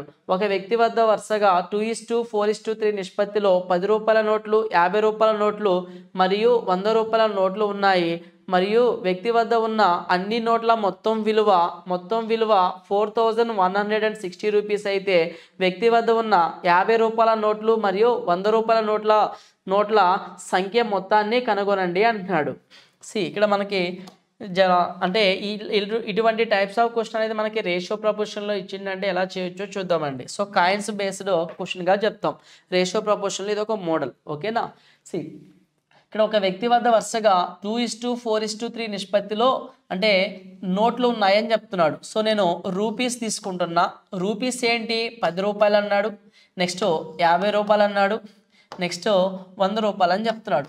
రూపీస్ తీసుకుంటే ఏమైంది 10 రూపాయలు, 50 రూపాయలు, 100 రూపాయలు. నోట్సా, నెక్స్ట్ నోట్స్ రేషియో ఇచ్చాడా, ఎన్ని నోట్స్ ఉన్నాయి అంటే నోట్లు అంటాం కదా, ఎన్ని నోట్స్ ఉన్నాయి. సో 10 రూపాయలు ఏమో 2 నోట్స్ ఉన్నాయి అంటే 2 పార్ట్స్ ఉంది, 4 పార్ట్స్ ఉంది, అలాగే 3 పార్ట్స్ ఉంది 100 రూపాయలు. క్లియర్ కదా. సో నెక్స్ట్ నాకు ఏమవుతుంది, సో నా దగ్గర 10 రూపాయల నోట్లు 2 ఉన్నాయి. సో అప్పుడు నా దగ్గర వాల్యూ ఎంత ఉంది, వాల్యూ అంటే ఏంటి అమౌంటే కదా. సో 20 రూపాయలు ఉందని నాకు అర్థమైపోతుంది. నా దగ్గర 50 రూపాయల నోట్లు 4 ఉన్నాయి. అప్పుడు నా దగ్గర వాల్యూ ఎంత ఉంది, 50 × 4 200 అవుతుందా. సో నా దగ్గర 100 రూపాయల నోట్లు 3 ఉన్నాయి. సో అప్పుడు వాల్యూ ఏమవుతుంది 300 అవుతుందా. సో టోటల్ 300 + 200 500, 500 + 20 ఎంత 520. టోటల్ అమౌంట్ ఎంత ఉంది నా దగ్గర అప్పుడు 520 ఉంది. 520 జాగ్రత్తగా వినండి. సో క్వశ్చన్ ఏం అడిగాడు ఇంతవరకు ఓకేనా. 520 అమౌంట్ ఫామ్ అయింది. ఏంటితోటి 10 రూపాయల నోట్లు 2, 50 రూపాయల నోట్లు 4, 100 రూపాయల నోట్లు 3 తీసుకుంటే నాకు ఫామ్ అయిన అమౌంట్ ఎంత 520. ఇంతవరకు ఓకేనా. సో నెక్స్ట్ చూడండి ఇక్కడ ఏమి ఇచ్చాడు. వ్యక్తి వద్ద ఉన్న అన్ని నోట్ల మొత్తం విలువ ఎంత అని చెప్తున్నాడు 4160 రూపీస్ అని చెప్తున్నాడు. మొత్తం ఎంత 4160. అయితే ఈ 4160 రూపాయలు ఫామ్ అవడానికి వ్యక్తి వద్ద ఉన్న 50 రూపాయల నోట్లు మరియు 100 రూపాయల నోట్ల సంఖ్య మొత్తం ఎంతో చెప్పండి అంటున్నాడు. అంటే 4160 ఫామ్ అవ్వాలంటే 10 రూపాయల నోటు ఉండాలి, 50 రూపాయల నోటు ఉండాలి, 100 రూపాయల నోటు ఉండాలి. కానీ మనకి మెయిన్గా ఏం అడుగుతున్నాడంటే కేవలం సో ఈ 50 రూపాయల నోట్స్ ఎన్ని ఉన్నాయి, ఈ 100 రూపాయల నోట్స్ ఎన్ని ఉన్నాయి అనేది మాత్రమే అడిగాడు. ఇప్పుడు గమనిస్తే 520 రూపాయలు ఫామ్ అవడానికి 50 రూపీ నోట్స్, 100 రూపీస్ నోట్స్ 4 + 3 ఎన్ని యూస్ చేసినాం 7 నోట్స్ యూస్ చేసినామా. 520 రూపీస్ కోసం 7 యూస్ చేసినాం. అలాంటిది టోటల్ అమౌంట్ ఎంత 4160 టోటల్ అమౌంట్. అప్పుడు ఎంత యూస్ చేయొచ్చు. సో ఇది ఎన్ని టైమ్స్ పోతుంది 5 8s are ఎగ్జాక్ట్గా 8 టైమ్స్ పోతుంది. 2 8s are 160, 20 8s are 160. So అప్పుడు 7 8s are ఎంత 56. 50 రూపాయలు 100 రూపాయల నోట్లు మొత్తం ఎన్ని వాడాడు ఇక్కడ 56 నోట్స్ వాడాడు. సో ఆన్సర్ ఏమవుతుందంటే సెకండ్ ఆప్షన్ అనేది కరెక్ట్ ఆన్సర్ అవుతుంది. ఓకేనా. See the next question. C question number 52. Let ఏమి ఇచ్చాడండి మనకి ఇక్కడ let A is equal to 17/100 and B is equal to 2.01 bar find the value of A minus B అన్నాడు. A value 17/100, B value ఇచ్చాడు. So A minus B ఎంత అన్నాడు. So A minus B అంటే 17/100 minus ఈ వాల్యూని ఎలా తీసుకుంటాం. So 201, so ఇక్కడే రాస్తున్నాం చూడండి 201 బార్ కింద లేని వాల్యూ ఏముంది 2 ఉంది కదా, -2 చేయండి బై బార్ కింద ఎన్ని అయితే ఉంటాయో డెసిమల్ పాయింట్ నుంచే కౌంట్ చేయాలి, మీరు డెసిమల్ పాయింట్ నుంచే కౌంట్ చేయాలి. సో డెసిమల్ పాయింట్ తర్వాత బార్ కింద ఎన్ని సంఖ్యలు అయితే ఉంటాయో అన్ని నైన్స్ తీసుకో, బార్ కింద సంఖ్యలు లేకపోతే అన్ని జీరోస్ తీసుకుంటాం. ఎప్పుడు అది డెసిమల్ పాయింట్ రైట్ సైడే, లెఫ్ట్ సైడ్తో పని లేదు మనకు, అక్కడ లెఫ్ట్ సైడ్తో పని లేదు. ఓకేనా. సో 201 - 2/99 అంటే ఇక్కడ తీసుకుంటే కింద 99 వస్తుంది. 201లోంచి 2 పోతే ఎంత వస్తుంది, 199 వస్తుందా? ఈ వాల్యూని మనం ఫైండ్ అవుట్ చేయాలి. సో ఇక్కడ తీసుకుంటే ఎల్సిఎం ఎంత వస్తుంది, 99 వస్తుంది. అలాగే 2 zeros వస్తాయి డినామినేటర్లో, 99 2 zeros. ఇచ్చిన ఆప్షన్లలో 99 2 zeros ఉన్న ఆప్షన్ ఇక్కడ 99 2 zeros ఉన్నాయా, లేవు. ఈ ఆన్సర్ కాదు, 99 2 0 కూడా లేదు. అయితే మన ఆన్సర్ ఫస్ట్ ఆప్షన్ అవుతుంది లేదా సెకండ్ ఆప్షన్ అయినా అవుతుంది. సో ఇక్కడ 99 × 00 అయింది. సో ఇక్కడ 100 ఎన్ని టైమ్స్ పోతుంది, 100 టైమ్స్. 99 మల్టిపుల్ అవ్వదు కదా, సో 99 ఉండదు కదా. సో 99 × 77 తీసుకుంటాం. ఇంతవరకు ఓకేనా. నెక్స్ట్ ఇక్కడ 99 అనేది 1 టైం పోతుంది, 100 ఉంది కదా. సో 100 ఉన్నప్పుడు ఏమవుతుంది, ఇక్కడ 100 × 199 × 100 అవుతుంది. ఓకేనా. సో ఇక్కడ మీరు గమనిస్తే ఇది 199 అంటే ఆల్మోస్ట్ 200 × 100 ఉంది. ఇది 99 అంటే ఆల్మోస్ట్ జస్ట్ 100 ఉంది. 100 × 77 పెద్దదా, 199 × 100 పెద్దదా అంటే ఈ వాల్యూవే కదా పెద్ద వాల్యూ. అంటే న్యూమరేటర్లో మనకి ఖచ్చితంగా నెగిటివ్ టర్మ్ వస్తుంది, నెగిటివ్ కాంబినేషన్ ఉంది. అలాగే 9900 ఉన్న ఆప్షన్ ఏముంది, మనకి ఒకటే ఆప్షన్ ఉంది. సో ఈ క్వశ్చన్కి ఆన్సర్ ఏమవుతుందంటే ఫస్ట్ ఆప్షన్ అనేది కరెక్ట్ ఆన్సర్ అవుతుంది. ఓకేనా.